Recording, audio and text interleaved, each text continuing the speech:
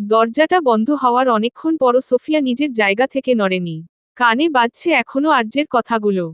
Um the black Hunter, শুধু মা ছেলের সম্পর্ক।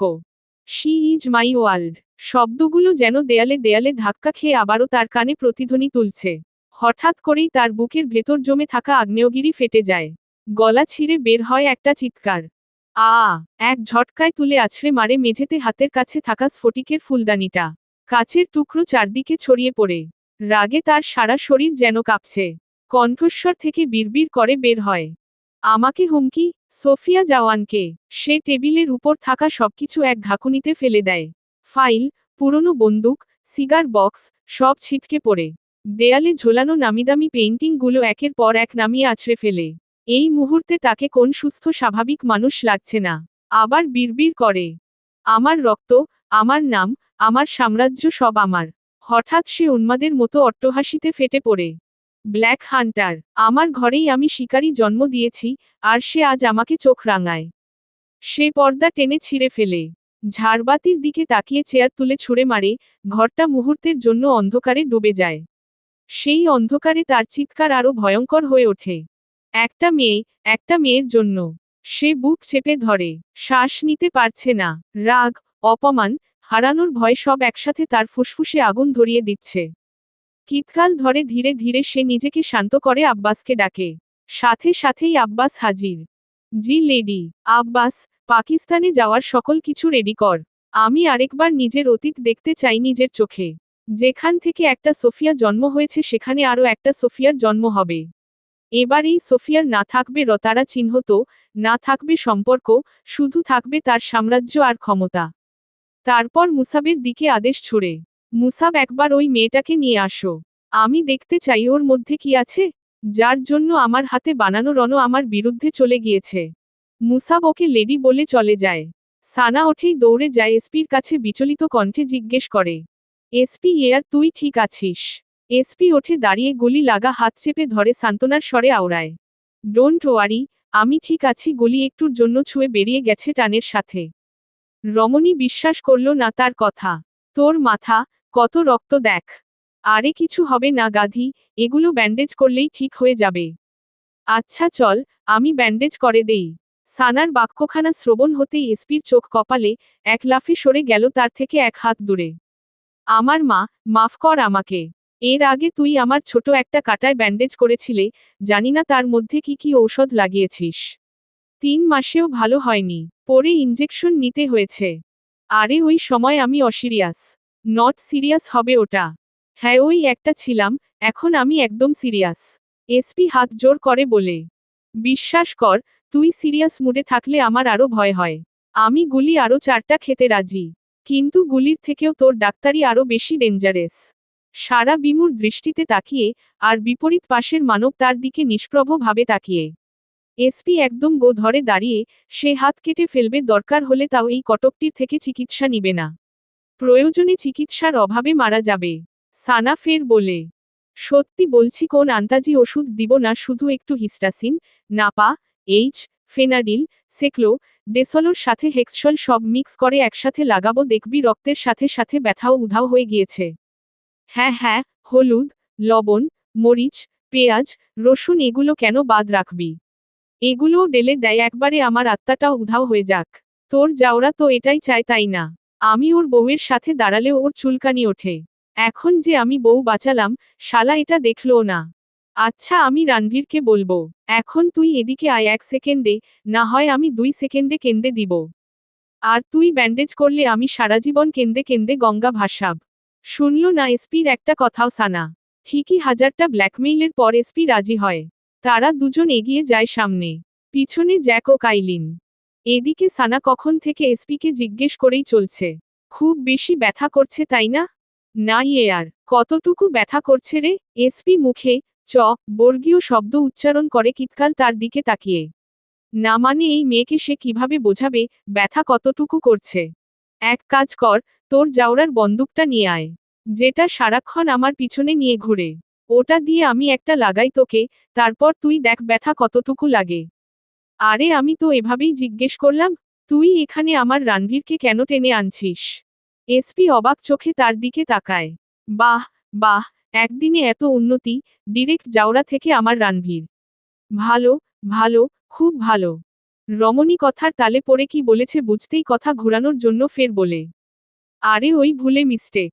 আহ! এসপির চিৎকারে সানা তাড়াতাড়ি তার দিকে তাকাতেই নজরে আসে সে কথা বলতে বলতে এসপির গুলি লাগা হাতে চাপড় মেরে দিয়েছে। আম সো সরি, সরি, হেবিট। রাখো তোর হ্যাবিট তোর কাছে, এমনিতেই সবার সামনে জাউরা কেলোরকীর্তি করে বসে আছে। সানা তার প্রত্যুত্তরে মনে মনে বলে। আর সবার পিছনে কেলেঙ্কারি করে বসে আছে। কিছুক্ষণ পর আবারও এসপির চিৎকার শোনা যায়। সানা কথা বলতে বলতে আবারও তার গুলি লাগা হাতে চাপড় মেরে দিয়েছে। আবারও তুই মেরেছিস। সরি, ইয়ার, আমার মনে ছিল না। এসপি এবার বেজায় বিরক্ত হয়ে বলে। হয় তুই সামনে যা, না হয় পিছনে যা। আমার সাথে থাকবি না। গুলি খেয়েও তোর জন্য শান্তি নাই। এমন আর হবে না তো। তুই 2 সেকেন্ড পর ভুলে যাবি, সামনে যা। তারপর টেনে টেনে ব্যঙ্গ করে বলে। আমার লানভীর। সানা এবার ইচ্ছা করে একটা লাগায়। আহ, সর কটকটি। কাইলিন এদের কাণ্ড দেখে আজমন খুলে হেসেছে। জ্যাকের দিকে তাকিয়ে বলে। What a friendship. জ্যাকের কণ্ঠনালী থেকে যন্ত্রের মতো শুধু হুম বের হয়ে আবার সানার পিছনে চলে যায়। আজকের রাতটা অদ্ভুতভাবে শান্ত। জাওয়ান ম্যানশন মেইন শহর থেকে একটু দূরে নির্জন এলাকায়। এটার চারপাশে আর কোন দালানকোঠা নেই। তাই রাস্তার মাঝেও বিরাজ করছে নীরবতা। কিন্তু সেই নীরবতা ভেঙে যায় কালো কাওয়াসাকির ইঞ্জিনের গর্জনে। হেলমেটের ভেতর নীল চোখ দুটো সামনে স্থির। কোনো তারা নেই তার ভঙ্গিতে, নেই আতঙ্কের অস্থিরতা। সে জানত যে বিকিং এর ডেরায় গেলে তার সাথে এটাই হবে, আর সে এটাই চায়। ঠিক তার পিছনে এসে পড়ে ব্ল্যাক ফ্যান্টম আর যে তার ইঞ্জিনের গর্জনে যেন রাস্তার বুক কেঁপে ওঠে। সে এক মুহূর্তও দেরি করে না। হেলমেটের ভেতর তার চোয়াল শক্ত, চোখে একমুখী আগুন। আর তার ঠিক পেছনে কালো মার্সিডিজ সারহাদের গাড়ি। স্টিয়ারিংয়ে তার হাত স্থির, কিন্তু শিরাগুলো টানটান ভেতরে কিছু একটা চেপে রাখা। একটু দূরে তার দুপাশে এজাজ ও ইয়ানের গাড়ি। আরও পেছনে নিখুঁত ছকে আর্যের সাবো কালো ইউএসভি গুলো। ম্যানশনের রাস্তা শেষ হতেই শহর শুরু হয়। মাস্টার প্রথম মোড় কাটে। কাওয়াসাকি ঝুঁকে পড়ে, শরীর আর মেশিন এক হয়ে যায়। আর যে ঠিক পেছনে, দূরত্ব কম, খুব কম। শহরের বিলবোর্ডগুলো একটার পর একটা পিছনে ছুটে যায়। পথিমধ্যে তারা কতগুলো চেকপোস্ট কেটে চলে আসে। যার কারণে 5 কি 6টা পুলিশের গাড়ি তাদের পিছু নেয়। পুলিশের আলোগুলো অনেক দূরে ঝিলমিল করছে। মাস্টার একবারের জন্যও পেছনে তাকায়নি। একটা সরু ব্রিজে মাস্টার হঠাৎ গতি বাড়ায়। কাওয়াসাকির ইঞ্জিন চেঁচিয়ে ওঠে। আর যে পিছু ছাড়ে না ব্রিজের ধাতব রেলিংয়ে আলো ঝলকে ওঠে, নিচে অন্ধকার পানি কাঁপে। সারহাদের গাড়ি ব্রিজে উঠতেই সবগুলো জায়গা নেয় দুই পাশে ঘেরাওয়ের মতো। ইউএসপিগুলো পেছনে থেকে চাপ দেয়।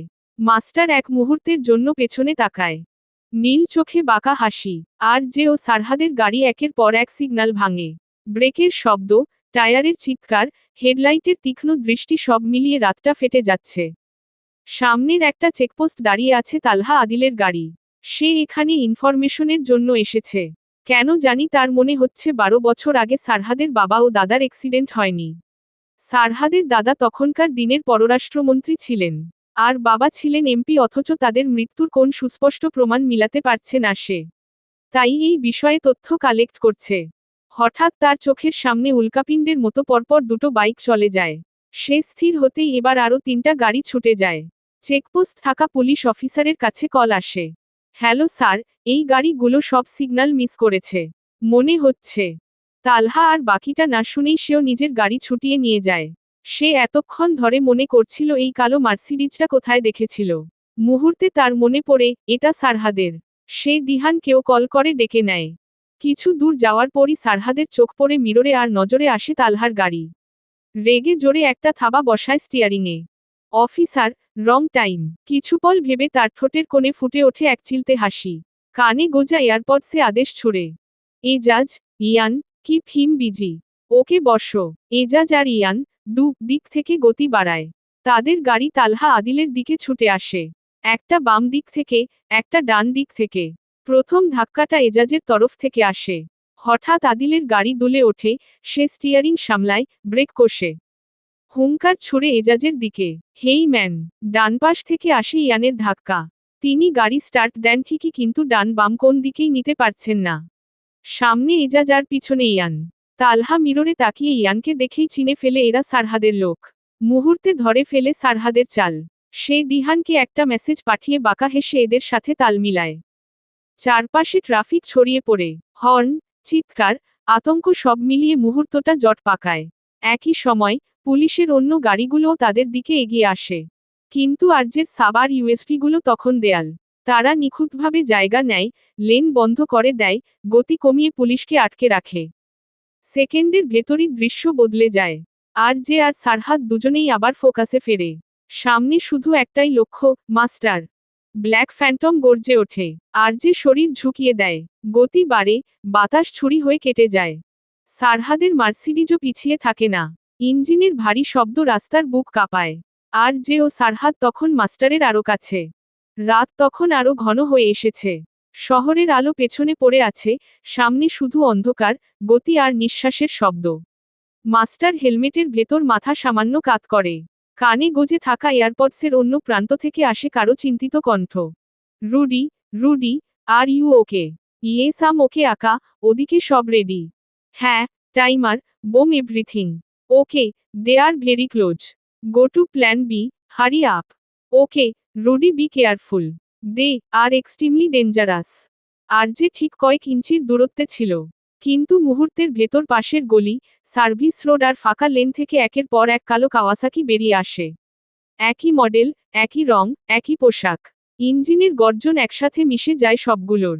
ক্ষণিকের মধ্যে দুজনকে ঘিরে ফেলে চারদিক থেকে। কোন বাইকের পিছনেই কোন নাম্বার প্লেট নাই।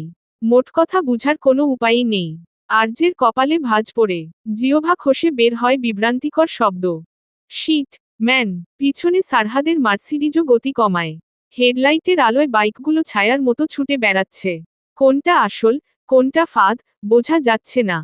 আরজে এক পলক হেলমেটের গ্লাস নামিয়ে সারহাদের দিকে তাকায়। মুহূর্তে তাকে কিছু একটা চোখ দিয়ে ইশারা করে আরজে ডানদিকে থাকা এক কাওয়াসাকির পেছনে ঝাঁপিয়ে পড়ে। ব্ল্যাক ফ্যান্টম আবার গর্জে ওঠে। একই মুহূর্তে সারহাদ বাম দিকের আরেকটা বাইকের দিকে স্টিয়ারিং ঘুরিয়ে দেয়। বাইকগুলো ছড়িয়ে পড়ে চারদিকে পুরো রাস্তা জুড়ে। মাস্টারের হেলমেটের ভেতর ঠোঁটের কোণে বাঁকা হাসি।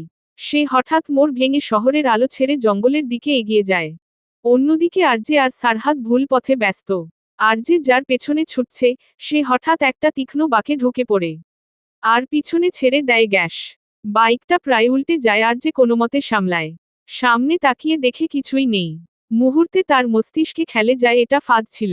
রাগে তার চোয়াল শক্ত হয়ে আসে। বাইকে একটা জোরে থাবা মেরে উল্টো মোড় নেয়। কানে থাকা এয়ারপডসে বলে, Jack, is Sana okay? Yes বর্ষ। Where is she? ম্যাম আপনার রুমেই আছে। Keep eye on her. Just remember, ওর কিছু হলে আমি সবগুলোকে মাটির নিচে পুঁতে ফেলব। আর ওই গার্ডসগুলোকে বের কর। And get the helicopter ready. Okay boss, কিন্তু ওটা কে ছিল? লেডির কোন লোক নয় তো? আর যে কিছু না বলে নিজের হাতে থাকা অ্যাপল ওয়াচ আলট্রা একবার দেখে রহস্যময় হাসি ঝুলিয়ে বাইক ছুটিয়ে নিয়ে যায়।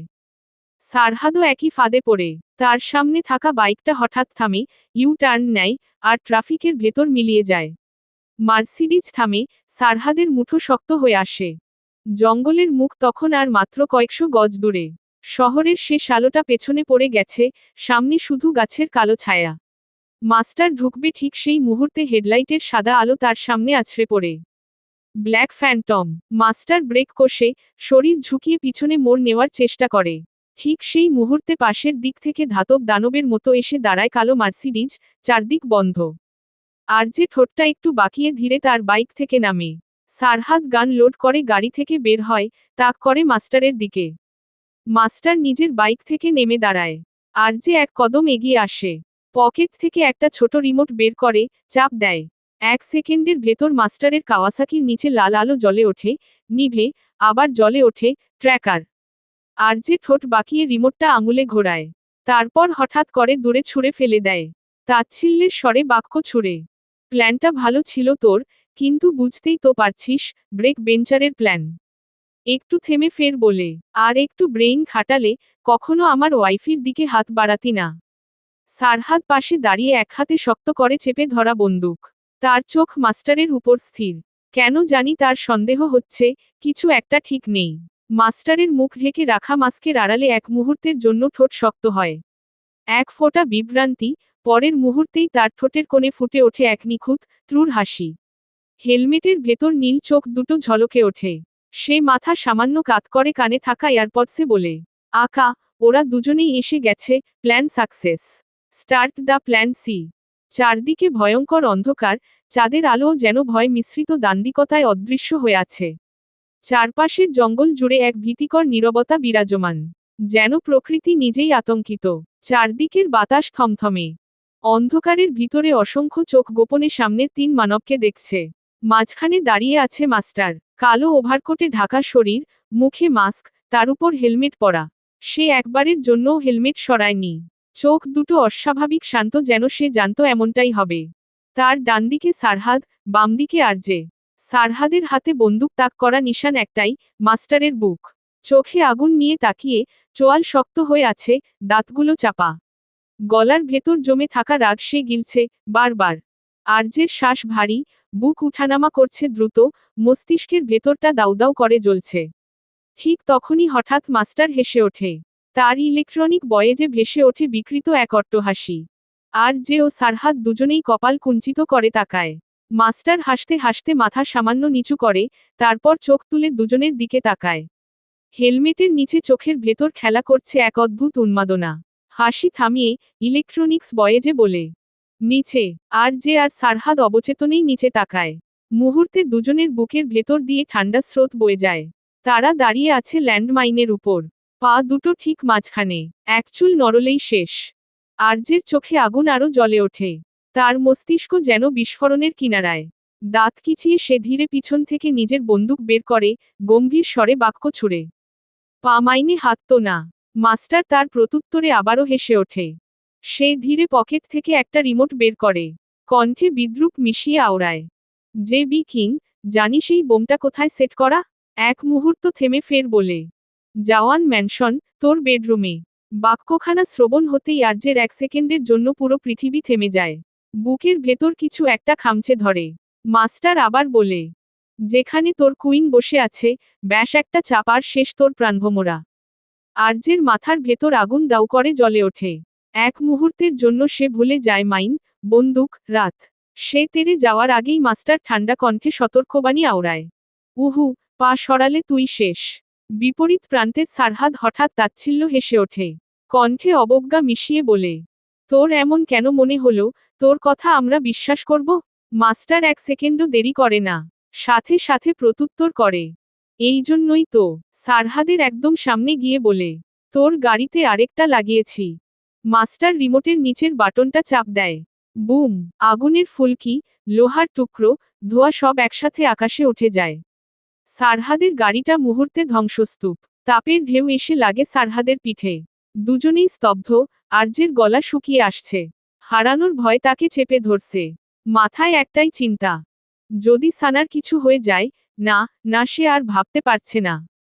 ঠিক তখনই মাস্টারের কণ্ঠ আবার ভেসে আসে, বিষ মাখা স্বরে, যদি যে বিকিং এর গাড়িতে বোম রাখা যায়, তাহলে বেডরুমে কেন নয়? মুহূর্তে আরজের মস্তিষ্কে ধরা দেয় ওই দিনের পার্কিং লটের কথা। তার ভেতরের দানবটা গর্জে ওঠে। বেরিয়ে আসতে চায়, রক্ত চায়। কিন্তু সে নিজেই নিজেকে সংবরণ করে, এখন সময় না। সানার জন্য সে 0% রিস্কও নিবে না। মাস্টার এগিয়ে এসে এক এক করে দুজনের হাত থেকে বন্দুক কেড়ে নেয়। আরজে দাঁত খিচিয়ে, রুক্ষ স্বরে বলি ছুড়ে, কি চাস ডিরেক্ট বল? মাস্টার একটু মাথা কাত করে তাকায়। চোখে বিকৃত তৃপ্তি। তোদের এমন আহত সিংহের মতো হাঁটতে দেখতে চাই। আরজের মুখ থেকে কোন শব্দ নিঃসৃত হওয়ার পূর্বেই মাস্টার সতর্ক করে দেয়, হুস, আজকে আমার দিন। আমি বলবো আর তোরা শুনবি। আরজে দন্ত পার্টি চেপে নিজের কথাটা গিলে নিল।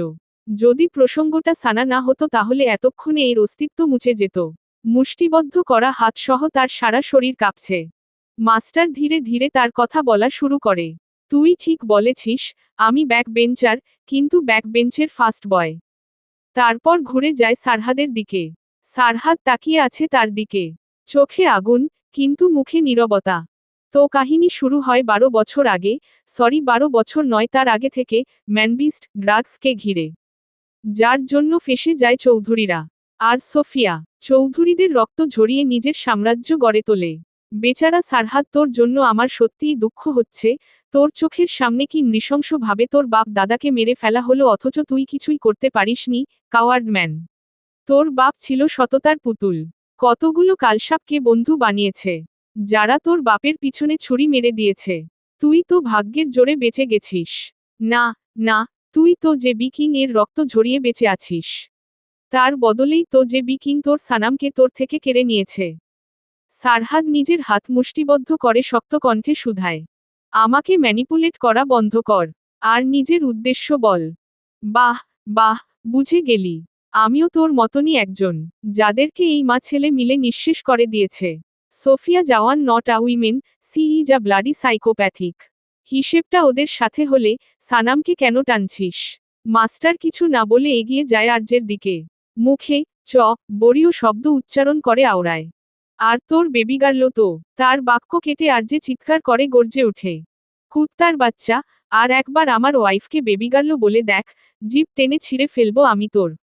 ভাঙবি তবু মোচকাবি না। তারপর নিজের বুকের বাম পাশ দেখিয়ে বলে, ভীষণ জ্বলছে এখানে তাই না? আমারও জ্বলেছে। যখন দিনরাত 24 ঘন্টা মীরার মুখে তোর নাম থাকতো। আর্যের কপালে ভাঁজ পড়ে ভ্রুকুটি করে জিজ্ঞেস করে, মীরা? আর্যের এমন কণ্ঠস্বর পছন্দ হলো না মাস্টারের, তাই ধারালো স্বরে বলে, তুই মীরাকে ভুলে গেলি, যে তোর জন্য আত্মহত্যা পর্যন্ত করেছে। আরজে সারহাদকে ইশারা দিতেই সে নিজের পিছন থেকে তার সাথে থাকা দ্বিতীয় বন্দুকটা বের করে মাস্টারের হাতে গুলি করবে, ঠিক তখনই দূর থেকে ভেসে আসে ইঞ্জিনের শব্দ, একটানা। পিছনের জঙ্গল থেকে একের পর এক বের হতে থাকে কাওয়াসাকি। চারদিক হঠাৎ যেন জীবন্ত হয়ে ওঠে। একই রং, একই ডিজাইন, একই গতি। হেডলাইটের আলো ছিন্নভিন্ন করে দেয় অন্ধকার। মাস্টার মুহূর্তের মধ্যে পিছনে সরে যায়। চোখের পলকে সে মিশে যায় সেই বাইকগুলোর ভিড়ে। কিন্তু শেষ পর্যন্ত রক্ষা পায়নি, ততক্ষণে সারহাদ গুলি মেরে দিয়েছে। হাত থেকে ছিটকে পড়ে রিমোট। এটা দেখা মাত্রই 1 সেকেন্ড, আর সারহাদ একে অন্যের দিকে তাকায়। দুজন একসাথে লাফ দেয়। পরের মুহূর্তেই বুম, ল্যান্ড মাইন ফেটে যায়। মাটি কেঁপে ওঠে। তারা চিহ্ন গুণ আর ধোঁয়া আকাশে উঠে যায়। কিন্তু তারা আর সেখানে নেই। আর সারহাদ ঝাঁপিয়ে পড়ে সামনের মানবগুলোর উপর। এইবার আর কোনো দ্বিধা নেই। দুজনেই নিজেদের দ্বিতীয় বন্দুক বের করে। আর্যের হাত চলে যন্ত্রের মতো নিখুঁত, হিসেবি। প্রতিটা গুলিতে একজন কপোকাত। সামনের মানবগুলোও বন্দুক বের করে ঠেকানোর সময় পর্যন্ত পায়নি। চারদিকে শুধু শব্দ, গুলি, দেহ পড়ে যাওয়ার শব্দ, হেলমেট ভাঙার শব্দ। কিছুক্ষণের মধ্যেই রাস্তাটা নীরব হয়ে আসে। শুধু পড়ে থাকে কালো পোশাক পরা শরীরগুলো। আর্যে ধীরে এগিয়ে গিয়ে একজনের মাস্ক খুলে ফেলে।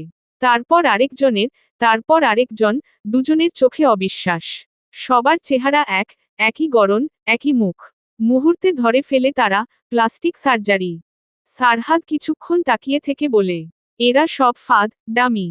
একটু থেমে কিছু একটা ভেবে বলে, যে আসল ছিল, তার ব্লু আইস ছিল, এইগুলোর কারো চোখে সেটা নেই। হি প্লেইড আ মাইন্ড গেম।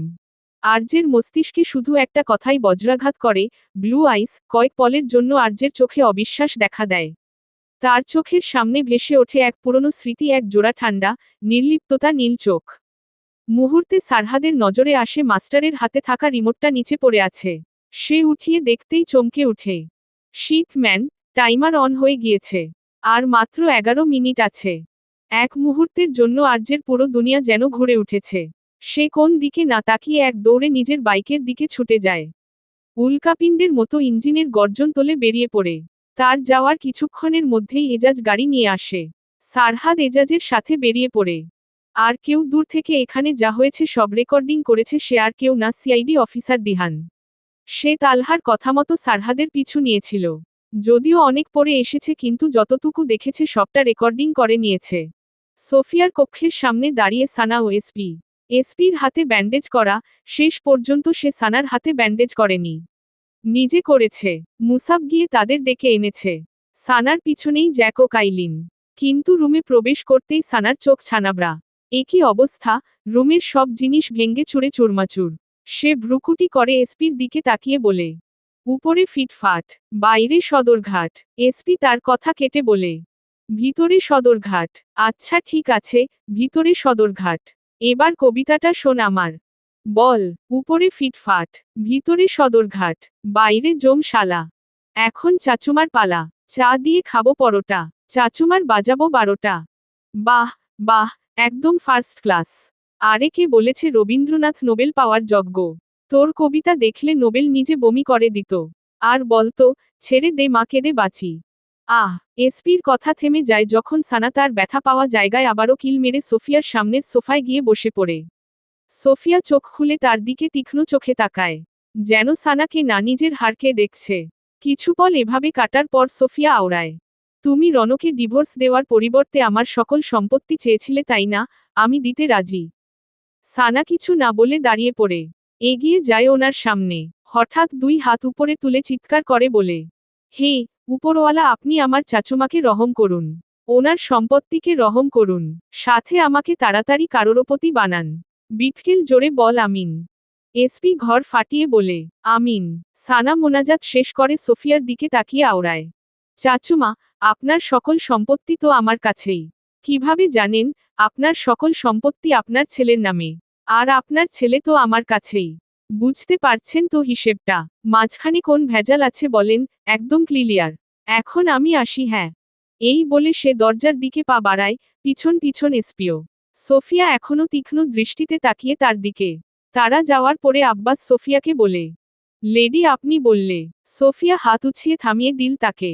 আমি শুধু দেখতে চেয়েছি মেয়েটা সম্পত্তির জন্য রনকে ছাড়বে কিনা। এদেরকে যেতে দাও। পাকিস্তান থেকে ফিরে এদের সবকটাকে দেখব। আব্বাস মাথা নিচু করে চলে যায়। সোফিয়া আবার সোফায় হেলান দিয়ে বসে পড়ে চোখ বুজে। সোফিয়ার রুম থেকে বেরিয়ে তারা করিডোরে হাঁটছে। হঠাৎ এসপির মাথায় একটা প্রশ্ন আসে, আচ্ছা তুই যদি কারোরপতি হয়ে যাস, তাহলে আমাকে ভুলে যাবি না তো? সানা তাচ্ছিল্যের মতো হাত ঝাড়া মেরে উড়িয়ে দিল তার কথা। ভুলে যাব মানে হো? টাকা হলে মানুষ দুনিয়া ভুলে যায়, আর তুই এমন কি জিনিস? এসপি অবাক চোখে তার দিকে তাকিয়ে। সে কি ভেবেছিল আর এই মেয়ে কি বলছে? তাই সেও সানার মতো দুই হাত উপরে তুলে দোয়া করে, হে উপরওয়ালা, ওর চাচুমার হায়াত দ্বিগুণ করে দেন। আমিন আমিন।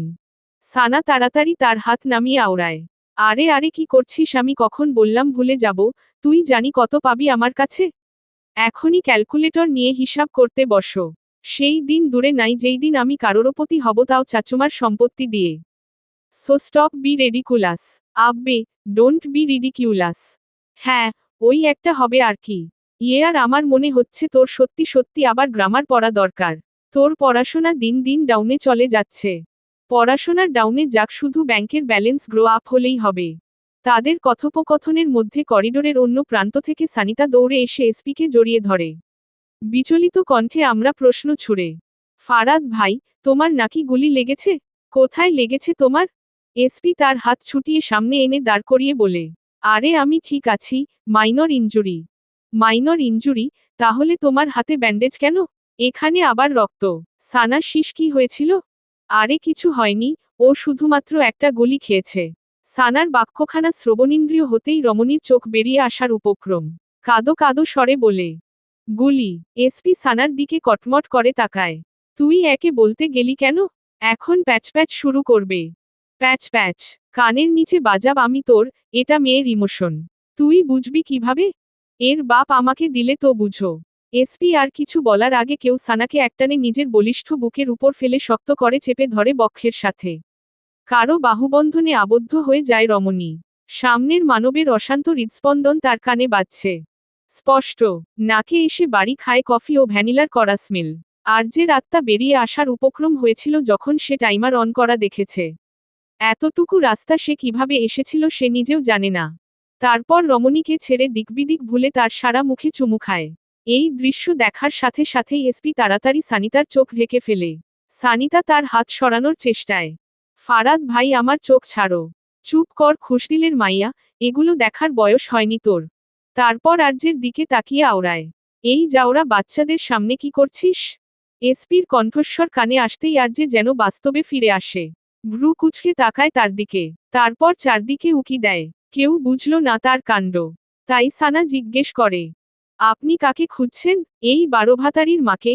উনি নিজের অবুঝ বাচ্চার হাত ছেড়ে কোথায় চলে গিয়েছেন? আর্যে বলার সাথে সাথেই দুই রমণী হেসে দিল।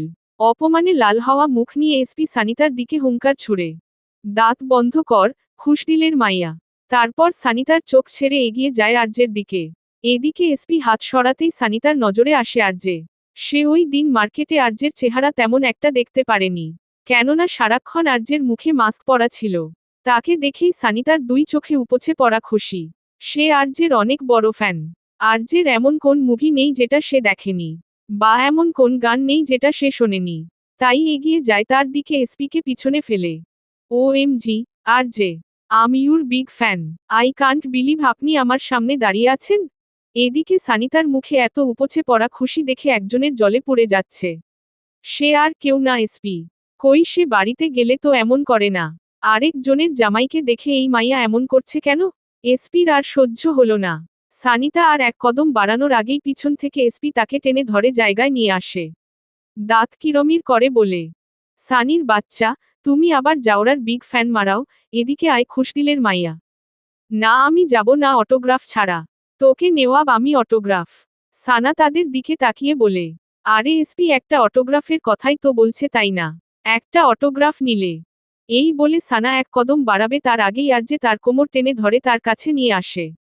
তুমি ওই দিকে কোথায় যাচ্ছ? আরে একটা অটোগ্রাফের জন্য এমন করতে হয় নাকি? তাই আমি এসপি।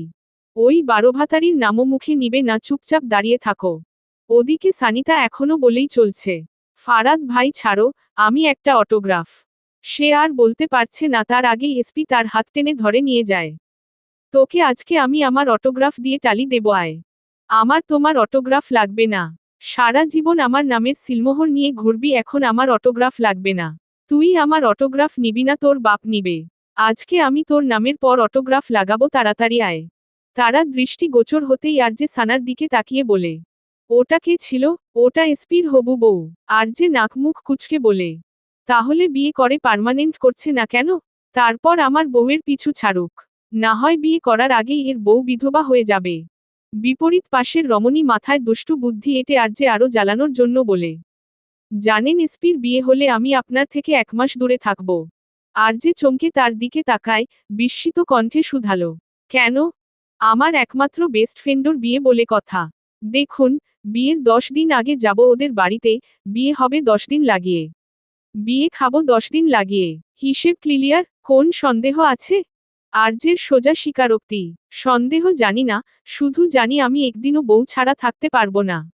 আর ওর বিয়ে হওয়ার থেকে তো ভালো একটা বন্দুকের গুলি খরচ করে ওকে মেরে দেওয়া। ব্যাস, তুমি শুধু দুটো টিস্যু নষ্ট করবে, নাকের পানি মুছে, দ্যাটস ইট। রমণী নিজের নাকের পাঠাতন ফুলিয়ে আঙ্গুল উছিয়ে বলে, আপনার মানে কি? আপনি আমাকে এসপির বিয়েতে যেতে দিবেন না? একদমই না, আমি বউ ছাড়া থাকতে পারবো না। তাহলে এতদিন কিভাবে থেকেছেন? এত দিনের হিসাব আলাদা, এখন আমার প্রতি রাতে বউ লাগবে? প্রতি রাতে মানে? আরজে সানাকে একটানে নিজের কোলে উঠিয়ে তার কানের কাছে ঝুঁকে হাসকিশোরে বলে, ম্যাডাম বাড়ি চলুন, প্রতি রাতে কেন লাগবে আমি আপনাকে মানে বুঝোচ্ছি, তাও প্র্যাকটিক্যাল। সানা আরজের কথার মানে বুঝতেই সে হাত পা ছোড়াছুড়ি শুরু করে দিয়েছে। ছাড়ুন আমাকে অসভ্য লোক, আমি কিন্তু এমন কামড় দিব না। সমস্যা নাই, দিতে পারো।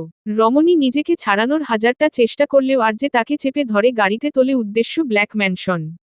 জাওয়ান ম্যানশন থেকে পরপর কতগুলো ইউএসবি বের হয় আরজের গাড়ির সামনে ও পেছনে। তাদের গাড়ি গেট থেকে বেরোতেই এজাজের গাড়ি ভেতরে প্রবেশ করে। গাড়িতে সানা আরজের কোলে বসেই ঘুমিয়ে পড়েছে। এদিকে আরজের মাথার ভিতরে ঘুরছে মাস্টারের কথাগুলো। যদি তার কথা মতো সত্যিই আরজের বেডরুমে টাইমার লাগানো থাকে, তাহলে ম্যানশনের ভেতরের কেউ তার সাথে যুক্ত। কেননা ম্যানশনে প্রবেশ করা বাহিরের কারো পক্ষে সম্ভব হবে না। আরজে ঝুঁকে সানার কেশবে চুমু একে এক হাতে আরো শক্ত করে ধরে তার বক্ষ পিঞ্জিরায়। এমন মনে হচ্ছে হাড় ভেদ করে ভেতরে ঢুকিয়ে ফেলবে। হঠাৎ তার ফোনে জ্যাকের কল আসে। আরজে ফোন উঠিয়ে এয়ারপডস কানে দিয়ে শুধু এতটুকু বলে, কিপ টকিং, যেন সানার ঘুমের কোন ডিস্টার্ব না হয়। অন্য পাশ থেকে জ্যাক বলতে শুরু করে, বসো, আপনার রুমে দুজন গিয়েছিল প্রথম মুসাব, লেডির জন্য ম্যামকে ডাকতে। আর মিসেস আয়শা, যিনি খাবারের ট্রলি নিয়ে গিয়েছিলেন। মুহূর্তে আরজের ধরে রাখা স্টিয়ারিং এর হাত শক্ত হয়ে আসে। দাঁতে দাঁত চেপে নিজেকে সংবরণ করে। জ্যাক আবারও বলে, বসো, আপনার সন্দেহ ঠিক ছিল, ব্লু আইস আপনার গ্রাউন্ডে মাত্র দুজনের ছিল। এক ঈশান আপনার বন্ধু, সেকেন্ড 5 বছর আগে দুবাইয়ের স্কাইভিউ বারের মালিক। কিন্তু তাদের পুরো ফ্যামিলিকে মেরেছে লেডি। যেমনটা উনি অলওয়েজ করে, তার শত্রুদের একদম গোড়া থেকে নির্মূল করা। ওর নাম ছিল রুডি আর ওর গার্লফ্রেন্ডের নাম ছিল সামিরা। কিন্তু বস রোডি, ঈশান দুজনেই মারা গিয়েছে, তাও আপনার হাতে। যদি বেঁচে যায় তাহলে ওটাকে রোডি নাকি ঈশান? জাওয়ান ম্যানশনের বেজমেন্টে সারহাদ এক কোনায় বসে থরথর করে কাঁপছে। সে জন্ম থেকেই হেমাটোফোবিয়ায় আক্রান্ত, যার কারণে রতারা চিহ্নতে তার ভীষণ ভয়। মাথা ভনভন করে ঘুরছে, এমন মনে হচ্ছে এখনই মস্তিষ্ক ফেটে যাবে।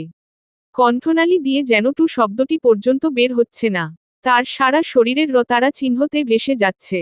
উঠে দাঁড়াতে পারছে না, তবুও পা টেনে টেনে নিজের দাদা আজাদ চৌধুরীর নিথর দেহের সামনে যায়।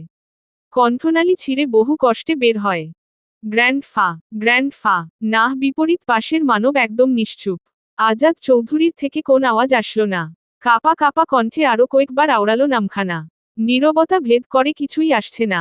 দুই হাতে রাজলায় ভরে নিল নিজের প্রাণপ্রিয় গ্র্যান্ডোপাকে, যার এক ইশারায় কাল পর্যন্ত সবাই ভয় পেত সেই পররাষ্ট্রমন্ত্রী আজ নিথর হয়ে পড়ে আছে।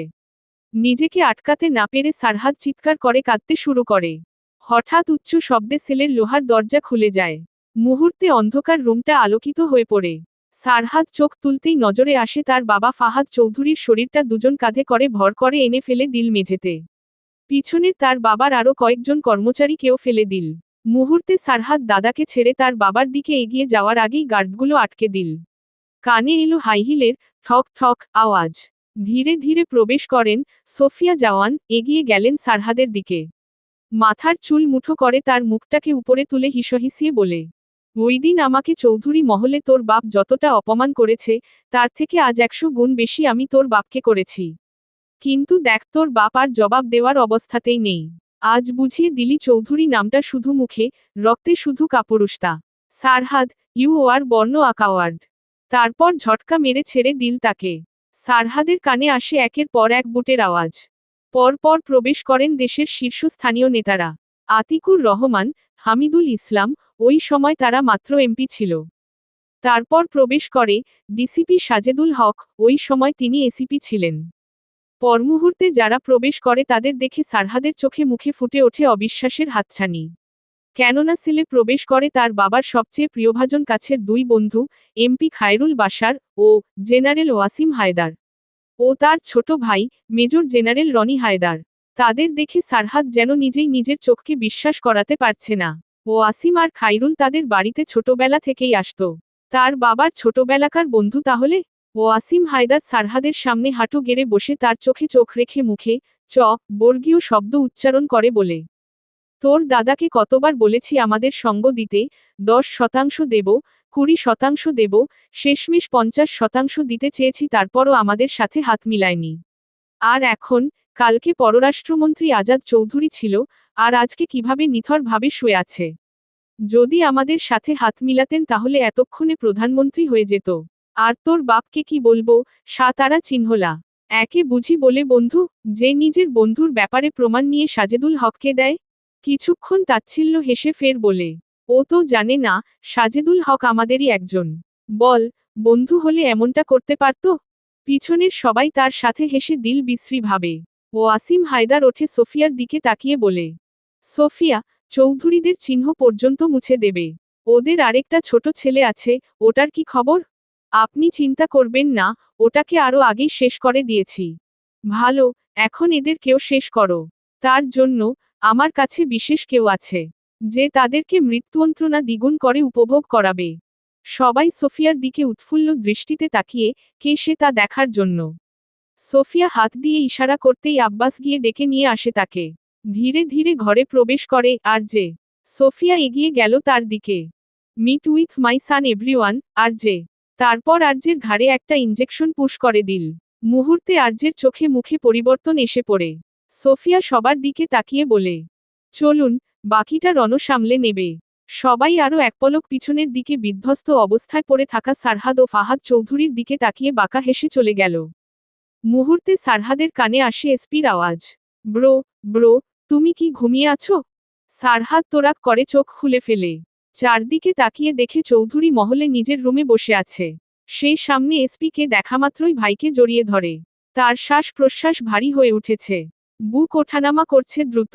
আবারও এই ভয়ঙ্কর অতীতগুলো তার স্বপ্নে আসতে চাইছে।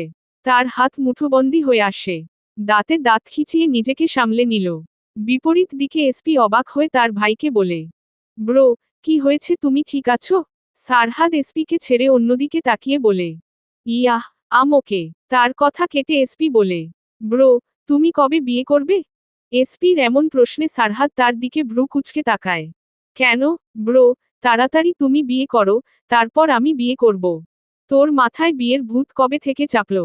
তুমি জানো কি হয়েছে? ওই কাটাপ্পা মামা, আমি আজকে বাড়িতে এসেছি, বাট সকাল থেকে এক সেকেন্ডও উনি আমার পিছু ছাড়ছে না। এমন মনে হচ্ছে আমি ওনার মেয়েকে গিলে খেয়ে ফেলব। সকালে আমি ঘুম থেকে উঠে দরজা খুলতেই দেখি উনি দাঁড়িয়ে আছে।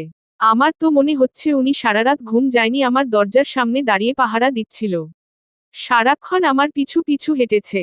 তাই আমি সিদ্ধান্ত নিয়েছি, তাড়াতাড়ি তুমি বিয়ে করো, তারপর আমি বিয়ে করব। সারহাদ হালকা হেসে হাত রাখল তার ভাইয়ের কাঁধে। রিল্যাক্স মাই ব্রাদার, ইন্ডিয়া থেকে ফিরে এসে আমি মামার সাথে কথা বলবো। তোর আর সানিতার বিয়ের ব্যবস্থা করব। এসপি চোখে মুখে উপচে পড়া খুশি।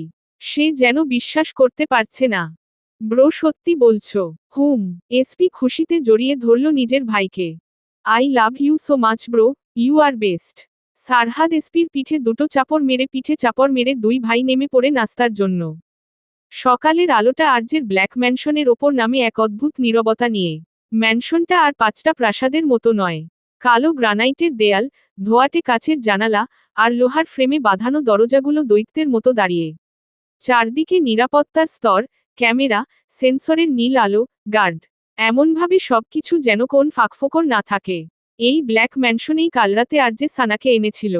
ম্যানশনের সবচেয়ে নিচের তলায় জিমঘরটা। দেয়ালের এক পাশ জুড়ে আয়না, অন্য পাশে ভারী ওয়েট আর আধুনিক ট্রেনিং মেশিন। মাঝখানে কালো স্লিভলেস টি শার্ট আর গাঢ় ট্র্যাক প্যান্টে আর্যে বুক ডাউন দিচ্ছে। পেশিগুলো প্রতিটা ওঠানামায় টানটান হয়ে উঠছে। কাঁধের শিরাগুলো স্পষ্ট, কপাল বেয়ে ঘাম গড়িয়ে পড়ছে মেঝেতে। তার চোখ সামনে স্থির। 67, 68। কাইলিন সামনে দাঁড়িয়ে গুনছে। ঠিক তখন ভারী বুটের শব্দ, কাচের দরজা ঠেলে প্রবেশ করে জ্যাক। এগিয়ে যায় আর্যের দিকে। বসো, পুরো জঙ্গল সার্চ করে দেখেছি। ড্রোন, থার্মাল সব, বাট কোথাও কাউকে পাওয়া যায়নি। আর্যে আরেকটা বুক ডাউন দেয়। গম্ভীর কণ্ঠ বলি ছুড়ে, রুডির কি খবর? বসো। রুডির বাবা অ্যান্ডি আর রুডি দুজনেই ড্রাগস ও নারী নিয়ে লেডির সাথে ডিলে ছিল। শুরুতে সব ঠিকঠাক, 20%, তারপর 30। লেডি ওদের সুযোগ দিয়েছিল, কারণ তখন বারটা নতুন ছিল। সে একটু থেমে আর্যের দিকে একটা ফাইল এগিয়ে দেয়।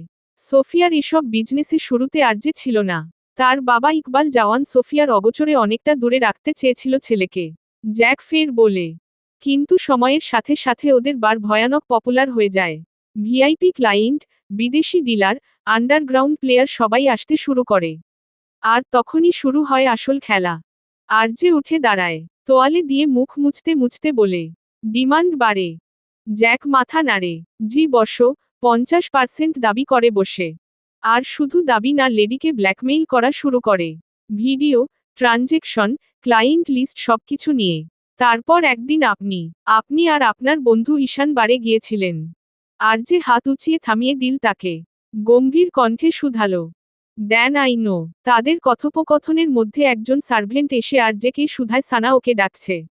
আর্যে সব এক সাইডে রেখে চলে যায় সানার কাছে।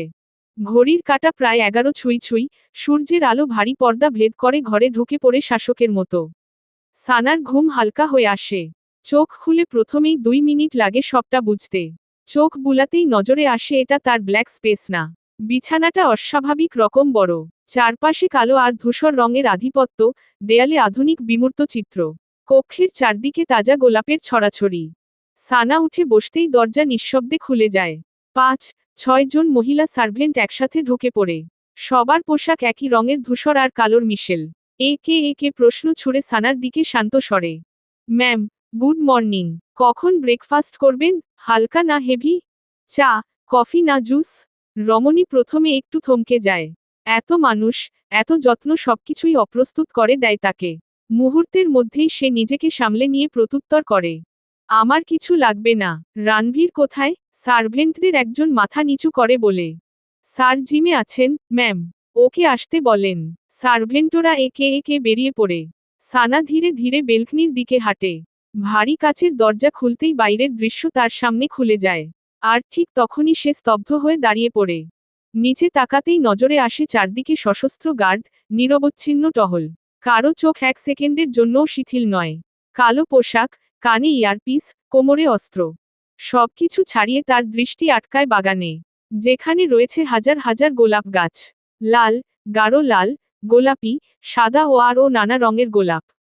ফুলগুলো অস্বাভাবিক সুন্দর। সে ফিসফিস করে আওড়ায়। এত গোলাপ! তার ভাবনার বিচ্ছেদ ঘটিয়ে হঠাৎ একজোড়া ঠান্ডা শীতল পুরুষালী হাত পিছন থেকে তার কোমর পেঁচিয়ে ধরে। নাকে আসে পুরুষালী ক্লোনের হাস্কি সুবাস। আর যে পিছনে থেকে ঘাড়ে নাক ঘষে আওড়ায়। গুড মর্নিং, মাই লাভ। তার প্রত্যুত্তরে রমণীর তরফ থেকে আসে অদ্ভুত প্রশ্ন। রণবীর, এটা কোথায়? তোমার ম্যানশনে। আমার ম্যানশন। আর যে নিজের মুখ উঠিয়ে রমণীর দিকে তাকায়। মুহূর্তে ধরে ফেলে এই মেয়ে কালকে রাতের কথা ভুলে গেছে।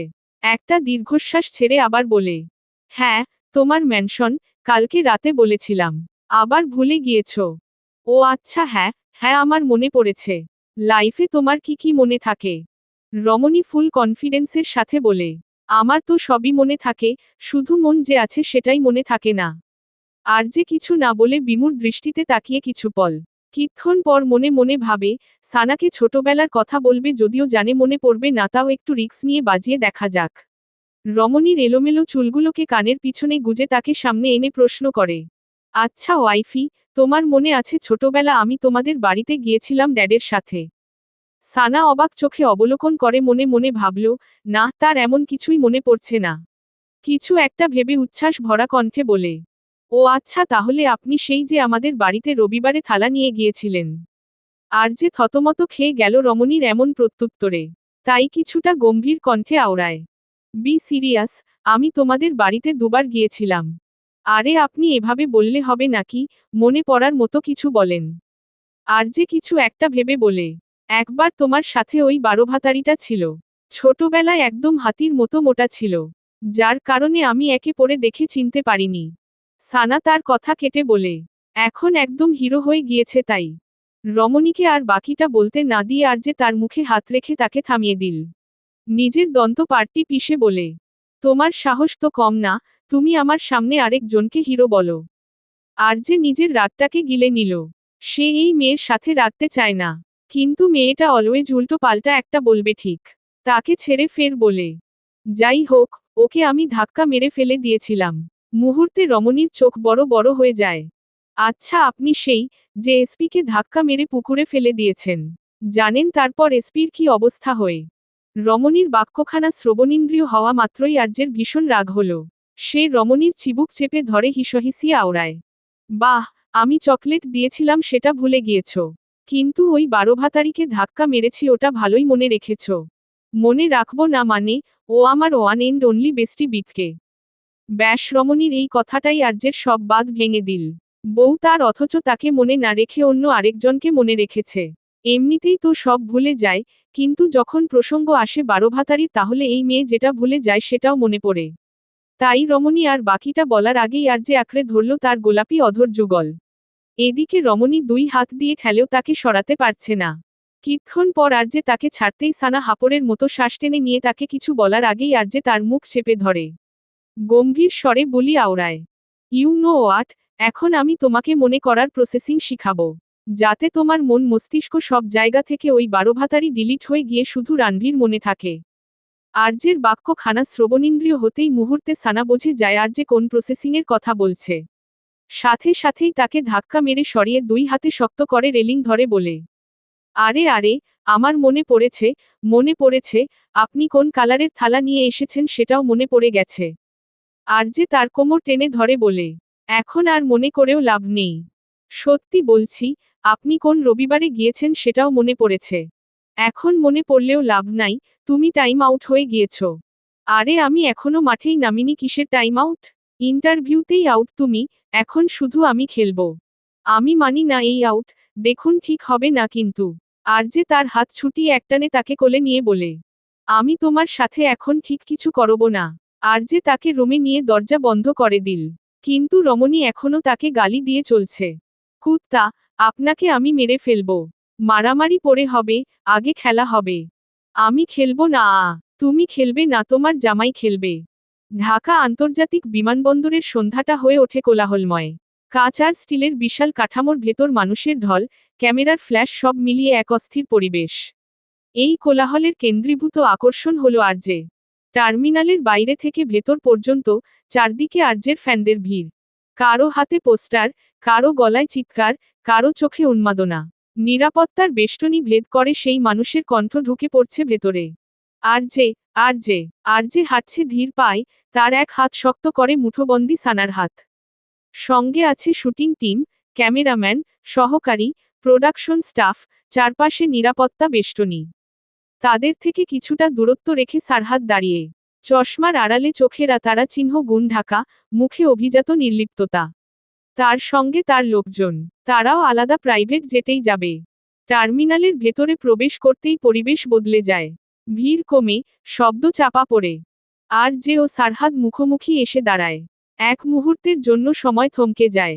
চারপাশের মানুষ, চলমান ট্রলি, ঘোষণা সব যেন পেছনে সরে যায়। দুজনের একে অন্যের দিকে তাকায় অগ্নিঝরা দৃষ্টিতে। কিন্তু আরজের পাশে দাঁড়ানো রমণীর তাদের দিকে খেয়াল নেই। সে তাকিয়ে আছে ভিআইপি এরিয়ার দিকে, যেখানে দেখা যাচ্ছে এসপি সানিতাকে হাত নাড়িয়ে কিছু একটা বুঝাতে বুঝাতে রুমের দিকে যাচ্ছে। মুহূর্তে তার যা বুঝার বুঝে যায়। সে আরজের থেকে নিজের হাত ছুটিয়ে নেয় ওয়াশরুমের কথা বলে। আরজে কাইলিনকে তার পিছনে পাঠায়। প্রথম নীরবতা ভেঙে আরজে শক্ত কণ্ঠে বাক্য ছুড়ে, নিজের চোখ সামলে রাখো, নেক্সট টাইম ওর দিকে এই চোখে তাকাবি না। কোন চোখে? সারহাদের এমন হেয়ালিপনা সহ্য হলো না আরজের। তাই নিজের দন্ত চেপে আওড়ায়, ইউ ফাকিং বিস্ট। ঠিক তখনই বাইরের কাছের দেয়ালের ওপারে সাইরেনের ক্ষীণ শব্দ। কয়েক সেকেন্ডের মধ্যেই টার্মিনালের সামনে থামে সিআইডির গাড়ি। দরজা খুলে নামেন তালহা আদিল। তার পোশাক নিখুঁত, চোখে পেশাদার শীতলতা। তার সঙ্গে আবু ও দিহান। তারা টার্মিনালের ভেতরে ঢুকতেই অনেকের মুখের হাসি মিলিয়ে যায়। ক্যামেরা নামতে শুরু করে, কথাবার্তা থেমে আসে। তালহা সোজা এগিয়ে আসে আরজে আর সারহাদের সামনে। তারপর শক্ত কণ্ঠে বলে, mister RJ and mister Sarhad, you both are under arrest. বিমানবন্দরের ভিআইপি করিডোর ধরে সানা দুই হাত পা নাড়িয়ে নেচে নেচে যাচ্ছে। ঠোঁটে চওড়া হাসি আর মুখে বলছে, পায়োসা, পায়োসা। এই বলে সে উল্টো ঘুরতেই নজরে আসে কাইলিন। মুহূর্তে সানার হাসি গায়েব, সাথে মুখের শব্দটাও উল্টে গেল। পায়োসা নট পার্টনার। কাইলিন নিজের সাদা ঝকঝকে দন্তপাটটি বের করে হাত নাড়িয়ে বলে, হাই ম্যাম, ওইদিকে ওয়াশরুম। বাই, ওইদিকে বিজনেস রুম। কাইলিনের কপালে ভাঁজ পড়ে, বুঝল না সে সানার কথা। Business room. সানা মনে মনে আরজেকে 1000 টাকা লি দিল। এই লোকের জন্য সে ঠিকমতো বিজনেসও করতে পারবে না। এগিয়ে গেল কাইলিনের দিকে, নিচু স্বরে ফিসফিস করে বলে, শুনুন, এখন যা পাওয়া যাবে তার 90% আমার, 10% আপনার। শর্ত একটাই, রণবীরকে বলা যাবে না। সরি ম্যাম, আমি এমনটা করতে পারবো না। রমণী কিছু একটা ভেবে বলে, আচ্ছা, আপনি কার কথা শুনেন? বসের কথা। আপনার বসও কার কথা শুনে? আপনার কথা। তাহলে আপনি কার কথা শুনবেন? আপনার কথা। Good, let's go. এদিকে কাইলিন হতভম্ব হয়ে দাঁড়িয়ে। সে কথার তালে পড়ে কি বলে ফেলেছে বুঝে উঠতেই সানার পিছন পিছন যায়। ম্যাম, দাঁড়ান ম্যাম। কে শুনে কার কথা? সানা চলে গেল সানিতা ও এসপির ভিআইপি রুমের সামনে। রুমের ভেতরে তারা দুজন আর সানা দরজা একটু ফাঁক করে উকি ঝুঁকি দিয়ে দেখছে। কিন্তু কিছুই দেখা যাচ্ছে না। পিছনে কাইলিন ফিসফিস করে বলে, ম্যাম, আমরা এখানে কেন? বিজনেস করতে। কিসের বিজনেস, ম্যাম? লুটের বিজনেস। কিন্তু ম্যাম, আরে, মেমে না করে দাঁড়িয়ে থাকুন। সানা ভালো করে আড়ি পাতে একদম কান লাগিয়ে। এদিকে সানিতা ভীষণ বিরক্ত, কেননা এসপি কখন থেকে শুধু তার পাপার বদনামি করেই চলছে। এসপি আবারও বলে, শোন, কোনোমতেই তুই তোর বাপের কথা শুনবি না, বুঝতে পেরেছিস? তোর বাপ সামনে বললে পিছনে যাবি, হাতে বললে পা দিয়ে খাবি, লেফটে বললে রাইটে যাবি, ডেতে বললে নাইটে ঘুমাবি।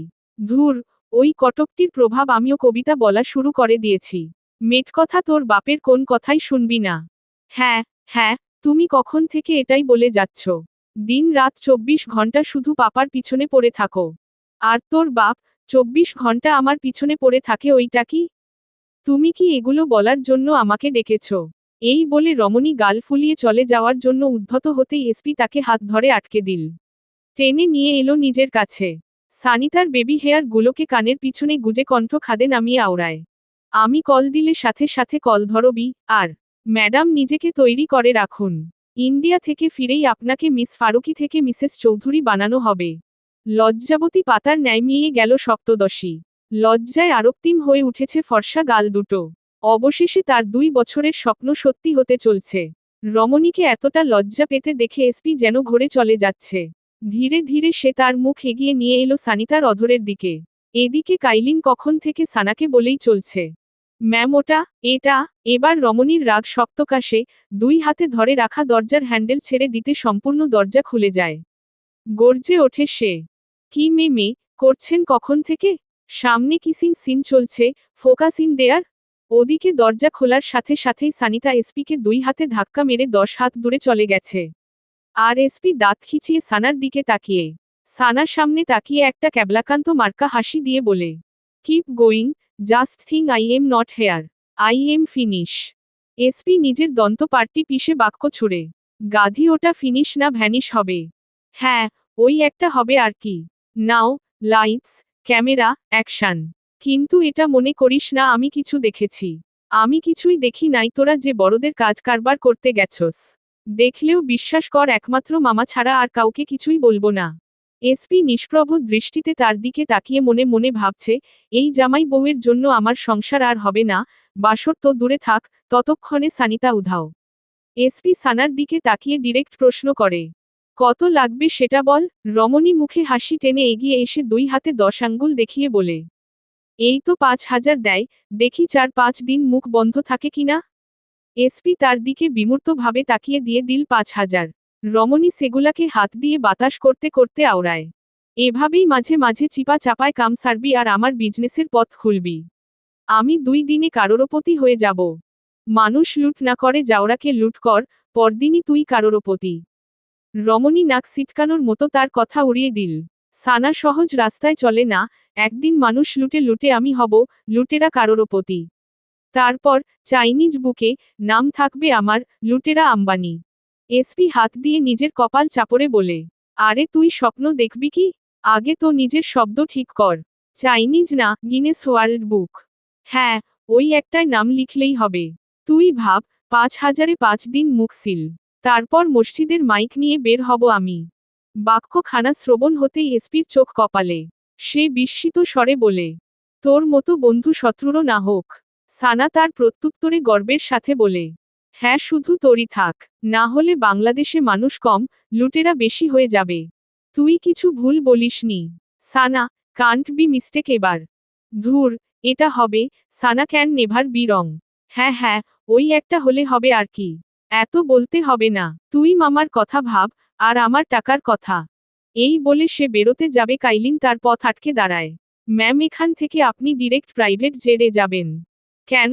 রানভীর, বসো, একটু পরে আসবে। সানা কথা বাড়ালো না, চলে গেল কাইলিনের সাথে। আর যে কাইলিনকে মেসেজ করে আগেই বলে দিয়েছে সানা যেন এদিকে না আসে। এদিকে বিমানবন্দর তখন অদ্ভুত এক অস্থিরতায় ডুবে। ইমিগ্রেশনের স্বচ্ছ কাচের ওপাশে নিরাপত্তা বাহিনীর চোখে কঠোর সতর্ক। তারা কোনোভাবেই প্রেস মিডিয়া বা ফ্যানদের ভিতরে যেতে দেয়নি। কিন্তু এতে ভিড় দমানো গেলেও আওয়াজ দমানো যায়নি। আরজের ফ্যানরা রীতিমতো হইচই লাগিয়ে দিয়েছে। কিন্তু এত সব কিছুর ছিটা ফোটাও 2 মানবের চেহারায় দেখা গেল না। তারা স্বাভাবিকভাবেই দাঁড়িয়ে। তালহার পাশে দাঁড়িয়ে থাকা আরজে ঠোঁটের কোণে হালকা একচিলতে হাসি টেনে তালহার দিকে তাকিয়ে অনায়াস ভঙ্গিতে বলে, বাহ, ফ্লাইটের আগেই সারপ্রাইজ। তবে আপনার জন্যও সারপ্রাইজ আছে। তালহা কপাল কুঁচকে তাকায়। সে বুঝতে পারেনি আরজের সারপ্রাইজের মানে। হঠাৎ তার কানে আসে বিকট বিস্ফোরণের শব্দ। Broom, broom. পরপর 2টা সিআইডির সাদা এসইউভি গাড়ি মুহূর্তের মধ্যে আতারা চিহ্ন গুণের গোলায় পরিণত হয়। বিকট শব্দে কেঁপে ওঠে বিমানবন্দরের কাচ, ধোঁয়ার ঘন দেয়াল ঢেকে ফেলে পুরো ড্রপ অফ জোন। মুহূর্তের মধ্যে সবাই চারদিক ভুলে নিজের জীবন নিয়ে পালাতে শুরু করে। মানুষের চিৎকার, দৌড়ঝাঁপ, ভাঙা কাচ সব মিলিয়ে এক মুহূর্তে পরিস্থিতি পাল্টে যায়। আরজে নিজের ঘাড়ের মটকা দুটো ডানে বাঁয়ে ফুটিয়ে একচিলতে বিরক্তির ভঙ্গিতে তালহার দিকে তাকায়। তাচ্ছিল্য হেসে বলি ছুড়ে, সুপারস্টার আরজে নতুন গাড়ি ছাড়া যাবে না, তাড়াতাড়ি করুন অফিসার, আমি বউয়ের থেকে বেশিক্ষণ দূরে থাকতে পারি না। এই কথাটা সারহাদের দিকে তাকিয়ে বলে। সারহাদ তার দিকে রতারা চিহ্ন তোচক্ষু নিয়ে তাকায়। আরজে আর একবারও পেছনে না তাকিয়ে ভিআইপি কেবিনের দিকে হেঁটে যায়। চারপাশে তখন মানুষ নিজের জীবন বাঁচাতে ছুটছে, পুলিশ, যাত্রী, কর্মী সবাই। কেবল তালহা দাঁড়িয়ে আছে চোখে তারা চিহ্ন গুণ নিয়ে। সে খুব ভালো করেই বুঝতে পারছে এটা এদের কাজ। সারহাদ ধীরে তালহার হাতে ধরা হ্যান্ডক্রাফের দিকে তাকিয়ে ঠান্ডা গলায় বলে, পকেটে ঢুকিয়ে না রাখলে বাতাসে মরিচা পড়ে যাবে অফিসার। এই কথা বলে সেও ভিআইপি রুমের দিকে হাঁটা দেয়। ভিআইপি রুমের দুটো বিশাল ইতালিয়ান লেদারের সোফায় পাশাপাশি বসে পড়ে সারহাদ আর আরজে। সামনে মার্বেলের টেবিলের ওপাশে দাঁড়িয়ে তালহা, চোখে তীক্ষ্ণতা, চোয়াল শক্ত। সারহাদ প্রথমে পায়ের ওপর পা তুলে বসে। আরজে একবার তার দিকে তাকায়। তারপর কিছু একটা ভেবে সে সোজা তালহার সামনের টেবিলের ওপর দুটো পা তুলে বসে পড়ে। এই দৃশ্য দেখে সারহাদ নাক মুখ কুঁচকে তার দিকে তাকায়। তাচ্ছিল্যের স্বরে বলে, তোর মতো কাউকে সানাম। সারহাদের মুখে সানার এমন নাম শুনতাই আরজের শান্ত মস্তিষ্ক যেন দাউ করে জ্বলে ওঠল।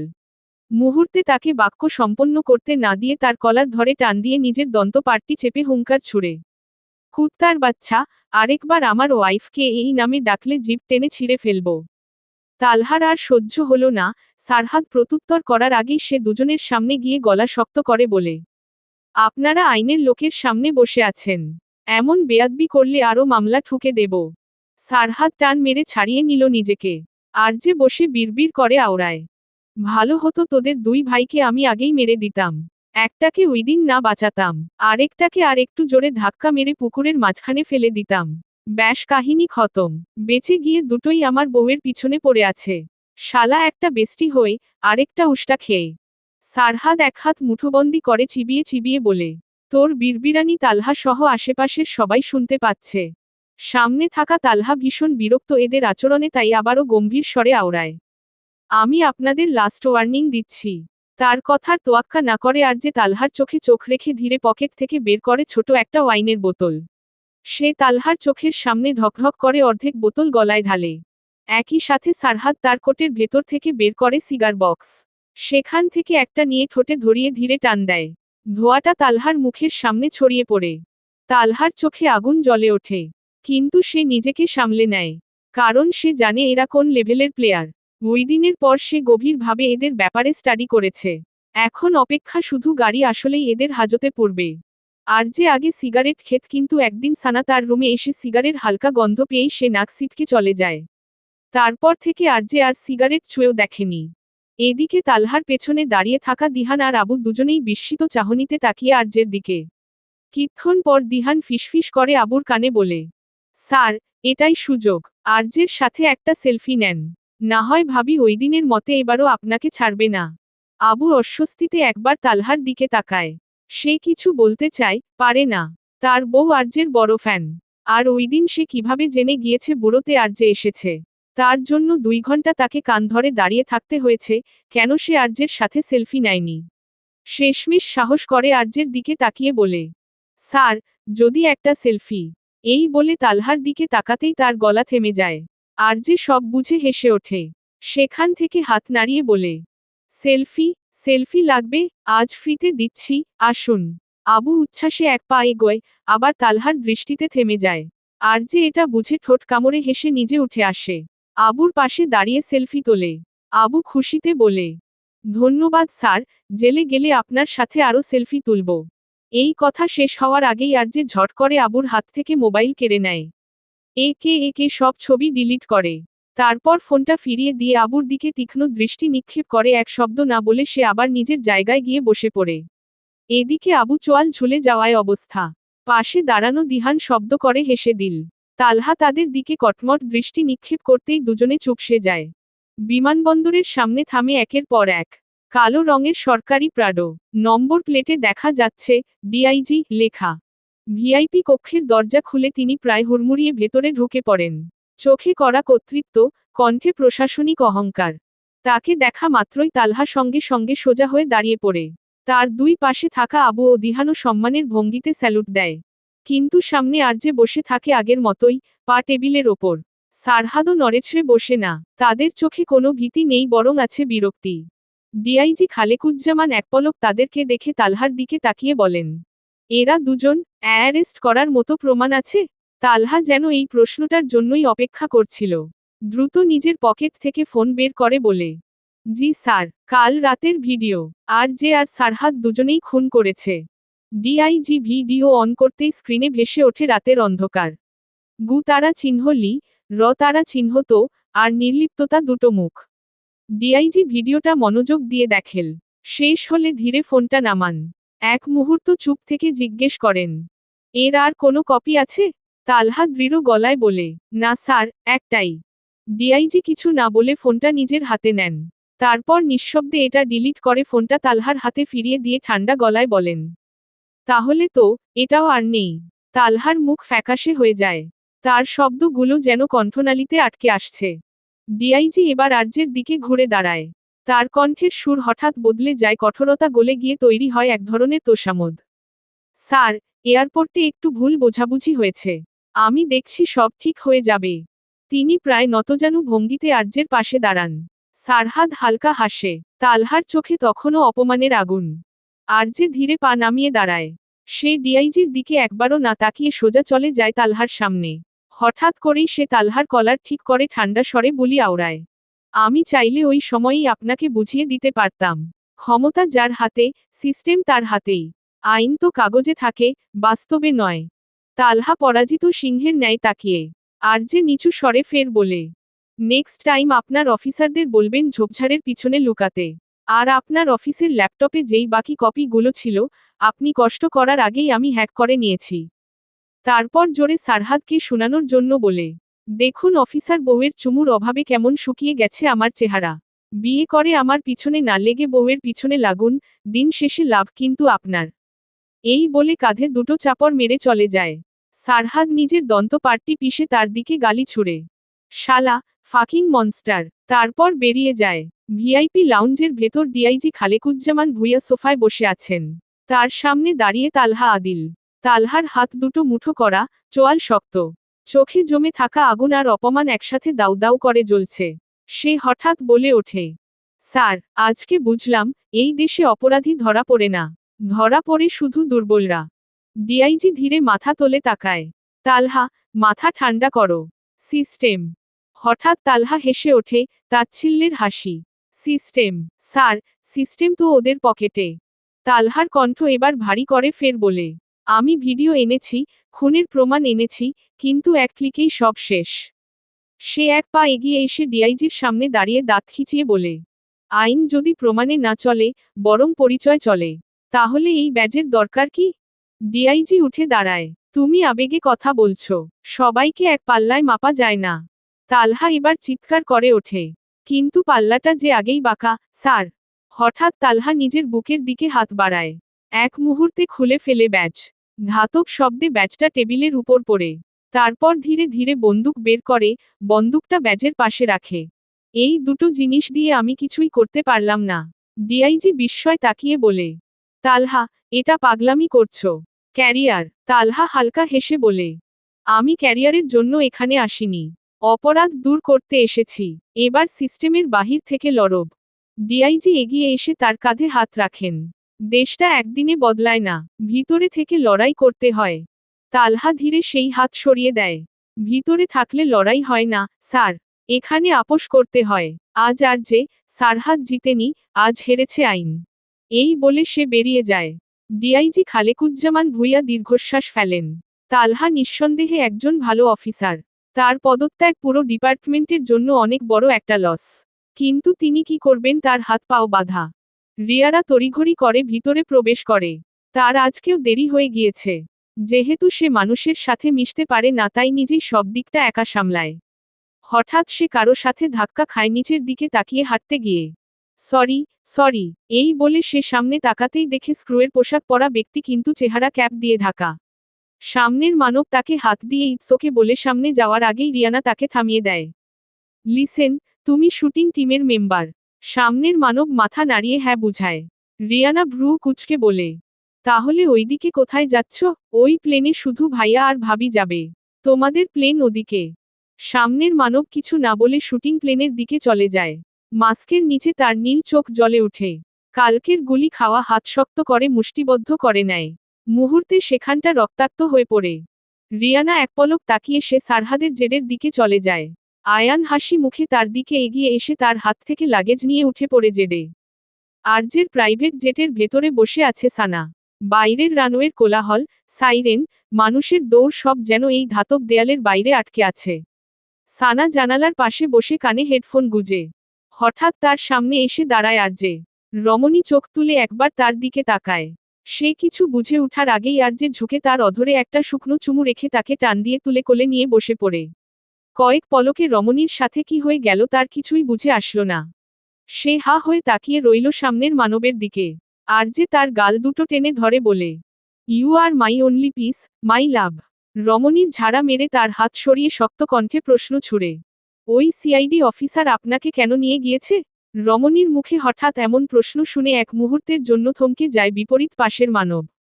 সানা কাইলিনের সাথে আসার সময় আরজেকে তালহার সাথে যেতে দেখেছে। অন্যদিকে আরজে মনে মনে ভাবছে সানার কিছু সন্দেহ হয়নি তো, কিন্তু মুখে ফুটে অন্য কথা।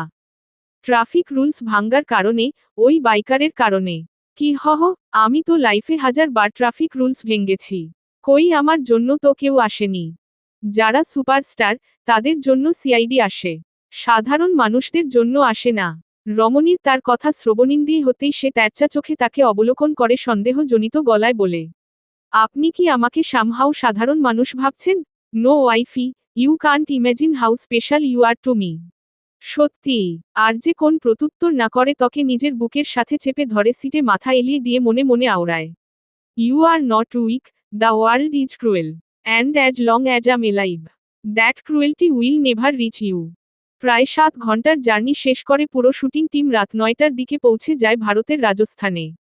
যেহেতু আরজের মুভি ড্রিম অব লিবার্টি ঐতিহাসিক ঘটনার উপর ভিত্তি করে রচিত, তাই তার জন্য সিলেক্ট করা হয়েছে রাজস্থানের উমেদ ভবন প্যালেসকে। রাতের অন্ধকারেও দূর থেকে ঝলমল করছে প্যালেসটি। এমন মনে হচ্ছে বালুকা পাথরের রাজ্যে এক খণ্ড আলো। যোধপুরের উঁচু ভূমিতে দাঁড়িয়ে থাকা এই প্রাসাদ যেন গোটা শহরের উপর নীরব প্রহরীর মতো নজর রাখছে। সোনালি বেলেপাথরের বিশাল কাঠামো রাতের কৃত্রিম আলোয় ঝলমল করছে। প্রাসাদের গম্বুজগুলো আকাশের দিকে উঠে গেছে দৃঢ় ভঙ্গিতে, দীর্ঘ সিঁড়িপথ, অসীম প্রাঙ্গণ, আর দেয়ালে খোদাই করা রাজপুত বীরত্ব, যুদ্ধ, প্রেম আর আত্মসম্মানের গল্প সব মিলিয়ে উমেদ ভবন প্যালেসটা অনন্য হয়ে দাঁড়িয়ে আছে। প্রাসাদের একাংশ জুড়ে আছে রিসোর্ট, যেটাকে সম্পূর্ণ বুক করা হয়েছে শুটের জন্য। প্রাসাদের পেছনে ধীরে ধীরে শুরু হয় ঘন জঙ্গল। গাছের গভীরতা এতটা যেখানে দিনের আলোও ছুঁতে পারে না। এই জঙ্গলে বিভিন্ন আদিবাসীদের বাস, যারা আধুনিক সভ্যতা থেকে অনেক দূরে। মাঝে মাঝে তাদের ঢোল আর বাঁশির সুর বাতাসে ভেসে এসে প্রাসাদের দেয়ালে ধাক্কা খায়। ঠিক এই সময়ই প্রাসাদের সামনে এসে থামে প্রথমে আরজের গার্ডদের গাড়ি, তারপর স্টারকাস্ট শুটিং ভ্যান, চকচকে কালো রঙের। ভ্যানের দরজা খুলতেই প্রথমে নামে আরজে। তার ঠিক পিছনেই নামে সানা। আরজে এক হাতে সানার হাত ধরে সামনে এগোয়। কিছু দূরে আরেকটা গাড়ি এসে থামে। সারহাদ নিজে ড্রাইভিং সিটে, তার চোখ বরাবরের মতো ঠান্ডা ও তীক্ষ্ণ। পাশে বসা এসপির চোখে মুখে ঘুম। তাদের পিছনে পরপর এসে থামে কতগুলো গাড়ি। শুটিং টিম ব্যস্ত হয়ে পড়ে। ক্যামেরা নামানো হচ্ছে, লোকেশন মার্ক করা হচ্ছে। উমেদ ভবন প্যালেস আবারও নতুন এক নাটকের মঞ্চ হতে চলেছে। রিসোর্টের সামনে আগে থেকেই ইবনের গাড়ি দাঁড়িয়ে। এখানে আরজের ভ্যান থেকে শুরু করে সবকিছু সে আগে থেকে ঠিক করে রেখেছে নিজে। ইবন তাদের আসার অপেক্ষায়। সাথে মনে মনে বকে চলছে নিজেকে, কেন সে কারো ব্যাপারে খোঁজ খবর নেওয়া ছাড়া এভাবে দুর্বল হয়ে পড়ল। সে আর যেও সানার বিয়ের ব্যাপারে সব জানার পর থেকেই গিল্টি ফিল করছে। নিজের কাছেই যেন নিজেকে ছোট মনে হচ্ছে তার। কিভাবে সে অন্যের বিবাহিত স্ত্রীর দিকে না আর ভাবতে পারছে না সে। মুখে ফিসফিস করে আওড়ায়, আমারই বাকি দোষ, মিস ঝাঁসির রানী নো মিসেস জওয়ানকে দেখে কোন অ্যাঙ্গেলে বিবাহিত বলে মনে হয়নি। ভালো হয়েছে আমি ওনাকে কিছু বলিনি। বললেই এখন লজ্জায় ওনার সামনে যেতে পারতাম না। আর ওই আর যে একবার বললেই তো হতো, শি ইজ মাই ওয়াইফ। না, সাইকো একটা, আমার অর্ধেক বিজনেস শেষ করে দিয়েছে। তার ভাবনা ছিঁড়ে কানে আসে গাড়ির টায়ারের শব্দ। সে হাসি মুখে এগিয়ে যায় তাদের ওয়েলকাম করার জন্য। এদিকে পুরো শুটিং টিমকে ওয়েলকাম করার জন্য রিসোর্টের দরজায় দাঁড়িয়ে আছে সকল স্টাফরা। সাথে তাদের ম্যানেজারের মেয়ে ইবেলিনা সিদ্দিকী। আর যে জ্যাককে আগে পাঠিয়েছে সেখানে চেক করতে, সব ঠিক আছে কিনা। জ্যাক এগিয়ে যায় ইবেলিনার দিকে। রুক্ষ স্বরে বলে, আপনি ম্যানেজার? ইবেলিরা ইয়াহ বলে তার দিকে তাকায়। ব্যাস, ওর চোখ আটকে গেল জ্যাকে। সে হা করে তাকিয়ে আছে দিন দুনিয়া ভুলে। তার 22 বছরের জীবনে সে এত হ্যান্ডসাম কাউকে দেখেনি। দেখবেই বাকি করে। ছোটবেলা থেকে তার জীবন আটকে গিয়েছে এই প্যালেসে। বংশানুক্রমে তাদের পরিবারকে এই প্যালেসের দেখাশোনা করতে হয়। কিন্তু সামনের মানব এতক্ষণে ভীষণ বিরক্ত হয়ে গিয়েছে। 4-5 বার এই মেয়েকে ডাকার পরও কোন জবাব আসছে না। সে এবার জোরে গর্জে ওঠে। Hey stupid girl, give me the কি।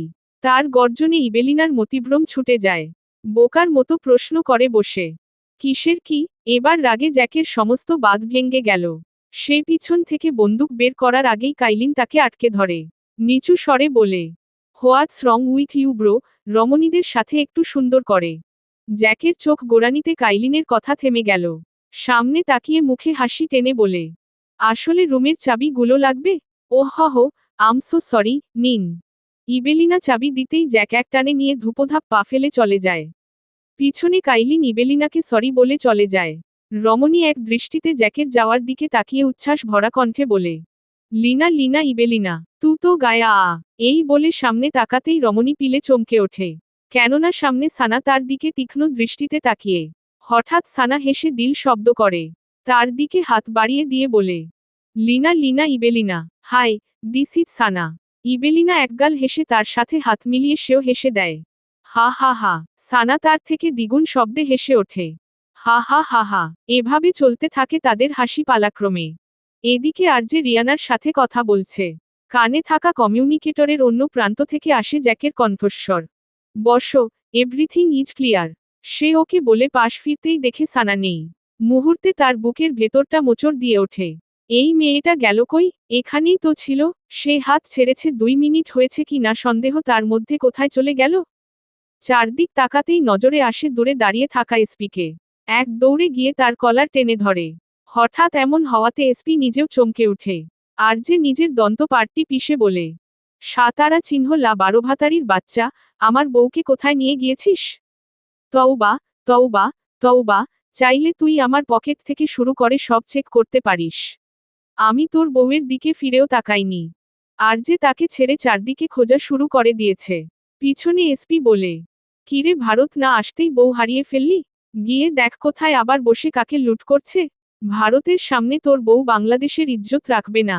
আরজের কোন ধ্যান নেই তার কথায়। সে এক মনে খুঁজেই চলছে।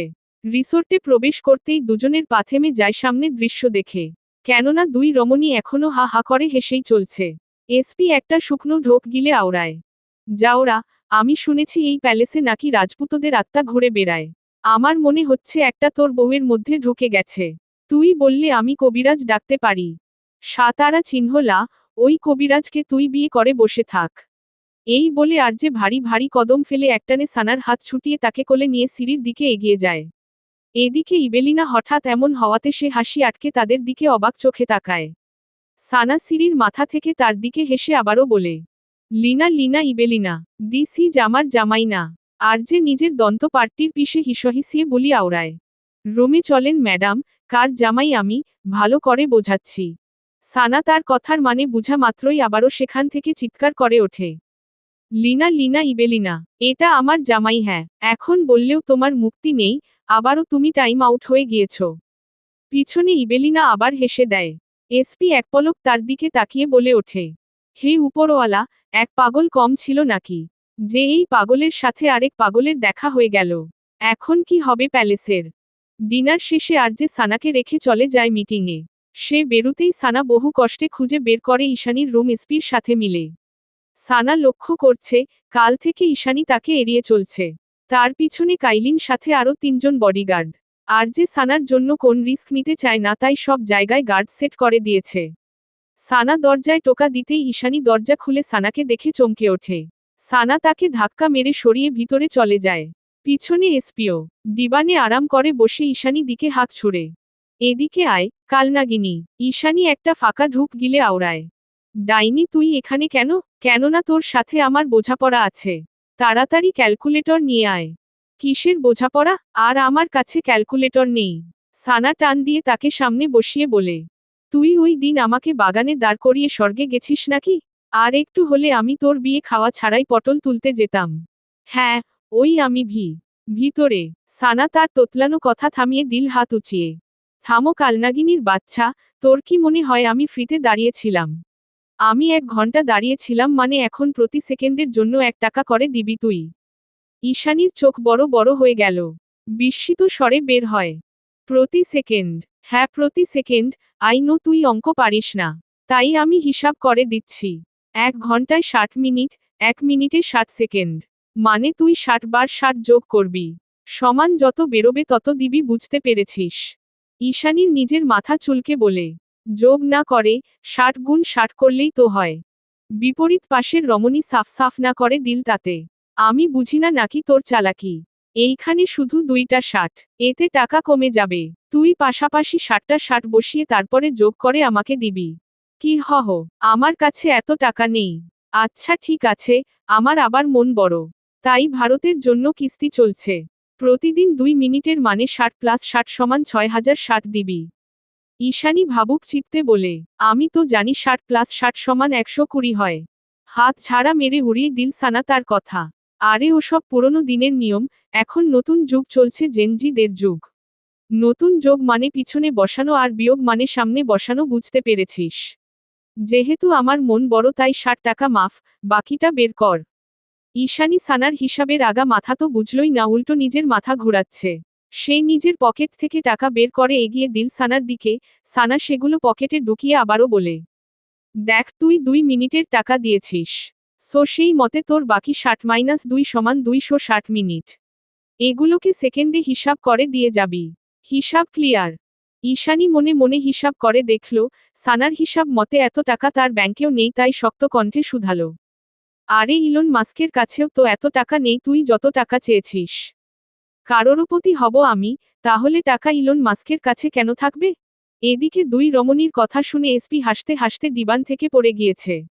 ব্যথা পাওয়া জায়গা ঢলে আবারও সে হাসতে থাকে। অন্যদিকে কাইলিনও দরজায় দাঁড়িয়ে তাদের হিসাব শুনে হাসতে হাসতে শেষ। সানা আবারও তার দিকে তাকিয়ে বলে, দেখ হিসাবে কোন ঝামেলা আছে? ঈশানের মন্ত্রমুগ্ধের ন্যায় প্রত্যুত্তর করে, না, হিসাব একদম ক্লিয়ার। হ্যাঁ, তোর কোন সন্দেহ আছে? না, ঠিক আছে, বাকিটা ভালো করে হিসাব করে আমার কাছে দিয়ে যাবি। এই বলে সে বেরিয়ে যায় ঈশানীর রুম থেকে। এদিকে ঈশানী 2 হাতে গোনা শুরু করে দিয়েছে, কিন্তু কিছুতেই হিসাব মিলছে। তার মাথায় কিছুই ঢুকছে না। বিড়বিড় করে আওড়ায়, না, না, ওই ডাইনি কিভাবে হিসাব করেছে, আমার তো কিছুই মিলছে না। কিন্তু হিসাব মিলুক আর না মিলুক, ওই ডাইনি আমার সব নিয়ে আমাকে ফকির করে দিয়েছে। সে নিজের হাত পা ঝাড়া মেরে চিৎকার করে ওঠে, ডাইনির বাচ্চা! এদিকে সানা আর এসপি বেরিতে করিডোর ধরে হাসতে হাসতে এগিয়ে যাচ্ছে। পিছনে কাইলিন মনে মনে বলছে, ম্যাম না জানি আবার কাকে লুট করে এসেছে। এসপি সানাকে বাহবা দিয়ে বলে, বাহ বাহ, কটকটি, তু চিজ বাড়ি হে মাস্ত। এতটুকু বলে পিছনে ঘুরতেই দেখে আর যে কেমন ঈগলের মতো তাকিয়ে আছে তার দিকে। মুহূর্তে তার বলি বদলে গেল, তু চিজ বাড়ি হে মাস্ত, মামা মা জননী, আমার রুমটা জানি কোন দিকে। এই বলে সে দৌড়ে নিজের রুমে ঢুকে পড়ে বুকে হাত দিয়ে বড় বড় শ্বাস টেনে আওড়ায়, ডেড লাইন থেকে ঠিক এতটুকু দূরত্বে ছিলাম, বেঁচে গিয়েছি। যাই খুশদিলের মেয়েকে একটু জ্বালিয়ে আসি। এই বলে সে মোবাইল হাতে চলে যায় সানিতাকে কল করতে। আর যে রুমে ফিরে প্রায় মধ্যরাতের দিকে মিটিং থেকে এসে এক পলক সানার দিকে তাকালো, যে নিজের ট্যাবে ভীষণ মনোযোগের সহিত ডিজাইনে ব্যস্ত। আর যে চলে গেল শাওয়ার নিতে। আধ ঘন্টা পর শাওয়ার থেকে বেরিয়ে দেখে রমণী এখনো ট্যাব নিয়ে বসে আছে। বিষয়টা আর্যের একটুকুও ভালো লাগেনি। সে এসেছে অথচ রমণী একবারও তার দিকে কেন তাকায়নি? সে আরও 2 মিনিট সানার সামনে ঘুরঘুর করল, না, সানা এখনো তার দিকে তাকাচ্ছে না। এদিকে সানা আর্যের কাণ্ডকীর্তি দেখে বহু কসরতে হাসি চেপে রেখেছে। সে এতক্ষণ আর্যের জন্যই বসেছিল।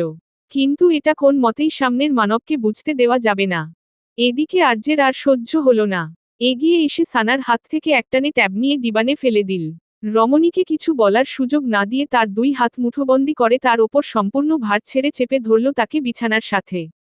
কি থেকে কি হয়ে গেল বিষয়টা ক্যাচ করতে রমণীর 10 সেকেন্ড লাগল। বুঝতেই খেকিয়ে উঠে, রানভীর লিভ মি, আমার এখনো অনেক কাজ বাকি। বিপরীত পাশের মানব কোন প্রত্যুত্তর না করে ঝুঁকে তার গ্রীবায় জোরে দাঁত বসিয়ে দিল। হঠাৎ এমন হওয়াতে রমণী ব্যথায় কুকড়ে ওঠে। Ah, Ranvir, I will cut your teeth. আর যে মুখ উঠিয়ে ভ্রু কুচকে তাকায় তার দিকে। কি? সানা নিজের নাকের পাটাতন ফুলিয়ে প্রত্যুত্তর করে, কিছু না, সরেন, আমার কাজ আছে। Remember it clearly, am more important than your work. একদমই না। আরজে আরেকবার কামড় দেওয়ার জন্য উদ্ধত হতেই সানা তড়িঘড়ি করে বলে ওঠে, ওকে ওকে, কিন্তু মনে মনে বলে অন্য কথা, আজকে যদি তার হাত বন্দি না থাকতো তাহলে নিশ্চয় 2-4টা লাগিয়ে দিত এতক্ষণে। অন্যদিকে বিপরীত পাশের মানব তার ওকে বলাতে খুশি হয়ে আবারও প্রশ্ন ছুড়ে, ওয়াইফি, তুমি লাইফে সবথেকে বেশি কি চাও? সানা মুখ খুলে কিছু বলার পূর্বেই আরজে তাকে থামিয়ে সতর্ক করে দিল। কারোর প্রতি এক সাইডে রেখে, এবার বল কি চাও? রমণী থেকে আসে সহজ স্বীকারোক্তি। সাইডে থাকা কারোর প্রতি পছন্দ হলো না রমণীর প্রত্যুত্তর, তাই নিজের দাঁত খিঁচিয়ে বলে, ওটাকে নিচে ফেলে, তারপর বল কি চাও? সানা আরজেকে বিরক্ত করার জন্য ফের বলে, নিচে থাকা কারোর প্রতি। এবার যেন তার মস্তিষ্ক আরো বেশি জ্বলে ওঠল। তার দিকে চোখ গরম করে তাকিয়ে বলে, আরে ওটাকে দূরে ছুঁড়ে ফেলে, এবার বল কি চাও? আরজে মনে মনে ভাবছে, এবার নিশ্চয় তার ওয়াইফই তার নাম বলবে। কিন্তু তার মতিভ্রম ছুটিয়ে রমণী বলে, দূরে ছুঁড়ে ফেলে দেওয়া কারোর প্রতি। আরজে নিষ্প্রভ দৃষ্টিতে তাকায় তার দিকে। এই মেয়েকে সে কি করবে? কিছু একটা ভেবে ঠোঁটের কোণে বাঁকা হাসি ফুটিয়ে কোমরে গুজে রাখা রিভলভারটা বের করে রমণীর মুখে ঘুরিয়ে বলে, এবার বল কি চাও? সানা ভয় তো পেল না, উল্টো নির্বিকার চিত্তে বলে, আপনি গুলি চালাতে পারবেন আমাকে? আরজে কিক্ষণ স্তব্ধভাবে তাকে অবলোকন করে। মেয়েটা তার দুর্বলতা ভালোভাবেই বুঝতে পেরে গেছে। তাই রিভলভারটা এক সাইডে রেখে বলে, হ্যাঁ, এটা ঠিক, আমি তোমার কিছু করতে পারবো না। কিন্তু ওই বারোভাতারির কি হবে? তার কথা শুনে সানা পিলে চমকে তার দিকে তাকায়। আরজে বাঁকা হেসে তার কামড় দেওয়া জায়গায় নাক ঘষে ফের বলে, তাড়াতাড়ি বল আমাকে চাও, না হলে বারোভাতারির টিকিট কনফার্ম। রমণীর থেকে কোন প্রত্যুত্তর না আসাতে আরজে উঠে যাওয়ার জন্য উদ্ধত হতেই সানা তড়িঘড়ি করে বলে, হ্যাঁ হ্যাঁ, আপনাকে চাই, আপনাকে চাই। আরজের মুখে আবারও হাসি ফুটে ওঠে। সে আবারও বলে, বল, রানভীর, আই লাভ ইউ। দেখুন, ব্ল্যাকমেইল করে আমাকে বলাতে পারবেন, কিন্তু কিছু করতে পারবেন না। রমণীকে আর কিছু বলতে না দিয়ে আরজে আঁকড়ে ধরল তার গোলাপি অধর যুগল। কিতকাল পর তাকে ছেড়ে চোখে চোখ রেখে বলে, আমি জোর করে বলাতেও পারি, করতেও পারি। জাস্ট আমি জোর করতে চাই না। এখন ঘুম যাও। এই বলে রমণীর হাত ছেড়ে তাকে জড়িয়ে ধরে তার বুকে মাথা রেখে শুয়ে পড়ে। এদিকে সানা হাত দিয়েও তাকে সরানোর চেষ্টায়। বহু চেষ্টার পর না পেরে কটমট করে অন্যদিকে মুখ ফিরিয়ে নিল। অনেকক্ষণ পরও আরজের চোখে ঘুম ধারা দিল না। তার মাথায় ঘুরছে একসাথে রুডি, মিসেস আয়েশা ও তার মা। শেষমেশ বিরক্ত হয়ে মাথা তুলে সানার দিকে তাকিয়ে নরম সুরে আওড়ায়, ইউ নো হোয়াট মাই লাভ, আজ পর্যন্ত আমার মাথায় কেউ হাত বুলিয়ে দেয়নি। তুমি আমার মাথায় হাত বুলিয়ে দাও। শুনেছি এতে নাকি তাড়াতাড়ি ঘুম চলে আসে। কেন আপনার মা? আরজে তার কথা কেটে তাচ্ছিল্য হেসে আওড়ায়, জন্ম দিলেই মা হওয়া যায় না। সত্যিকারের মা হতে মমতা লাগে। এই বলে সে রমণীর গ্রীবায় মুখ গুজে দিল। আরজের কথাটা কেন জানি সানার হৃদয়ে গিয়ে বিঁধল। সে ধীরে ধীরে নিজের হাতখানা বাড়িয়ে দিল। আরজের চুলের ফাঁক গলিয়ে রমণীর আঙুল বিচরণ করতে লাগল। আরজে ঠোঁটে হাসি ফুটে ওঠে, সাথে আবেশে ঘুম জড়িয়ে আসে চোখে। এদিকে নিচতলায় সবাই ঘুমে বিভোর। ঠিক এমন সময় কোনায় একটা রুমের আলো এখনো জ্বলে। ভিতরে নীল চোখগুলো জ্বলজ্বল করছে। সামনে রিসোর্ট থেকে শুরু করে প্যালেস, সব জায়গার নীল নকশা। আরজে প্রতিটা জায়গায় তার গার্ড বসিয়ে রেখেছে। হঠাৎ ঝংকার তুলে তার মুঠোফোন খানা বেজে ওঠে। স্ক্রিনে ভেসে ওঠে আকা। ফোন ওঠাতেই অন্য পাশ থেকে আসে কারো উদ্বেগ কণ্ঠস্বর, রুডি, বি কেয়ারফুল। ওই আরজেই কিন্তু ব্ল্যাক হান্টার। চমকে ওঠে মাস্টার। কি? RJ black hunter? হুম। পর মুহূর্তে নিজেকে সামলে বলে, ডোন্ট ওয়ারি আকা, আমি অলরেডি সব সেট করে নিয়েছি।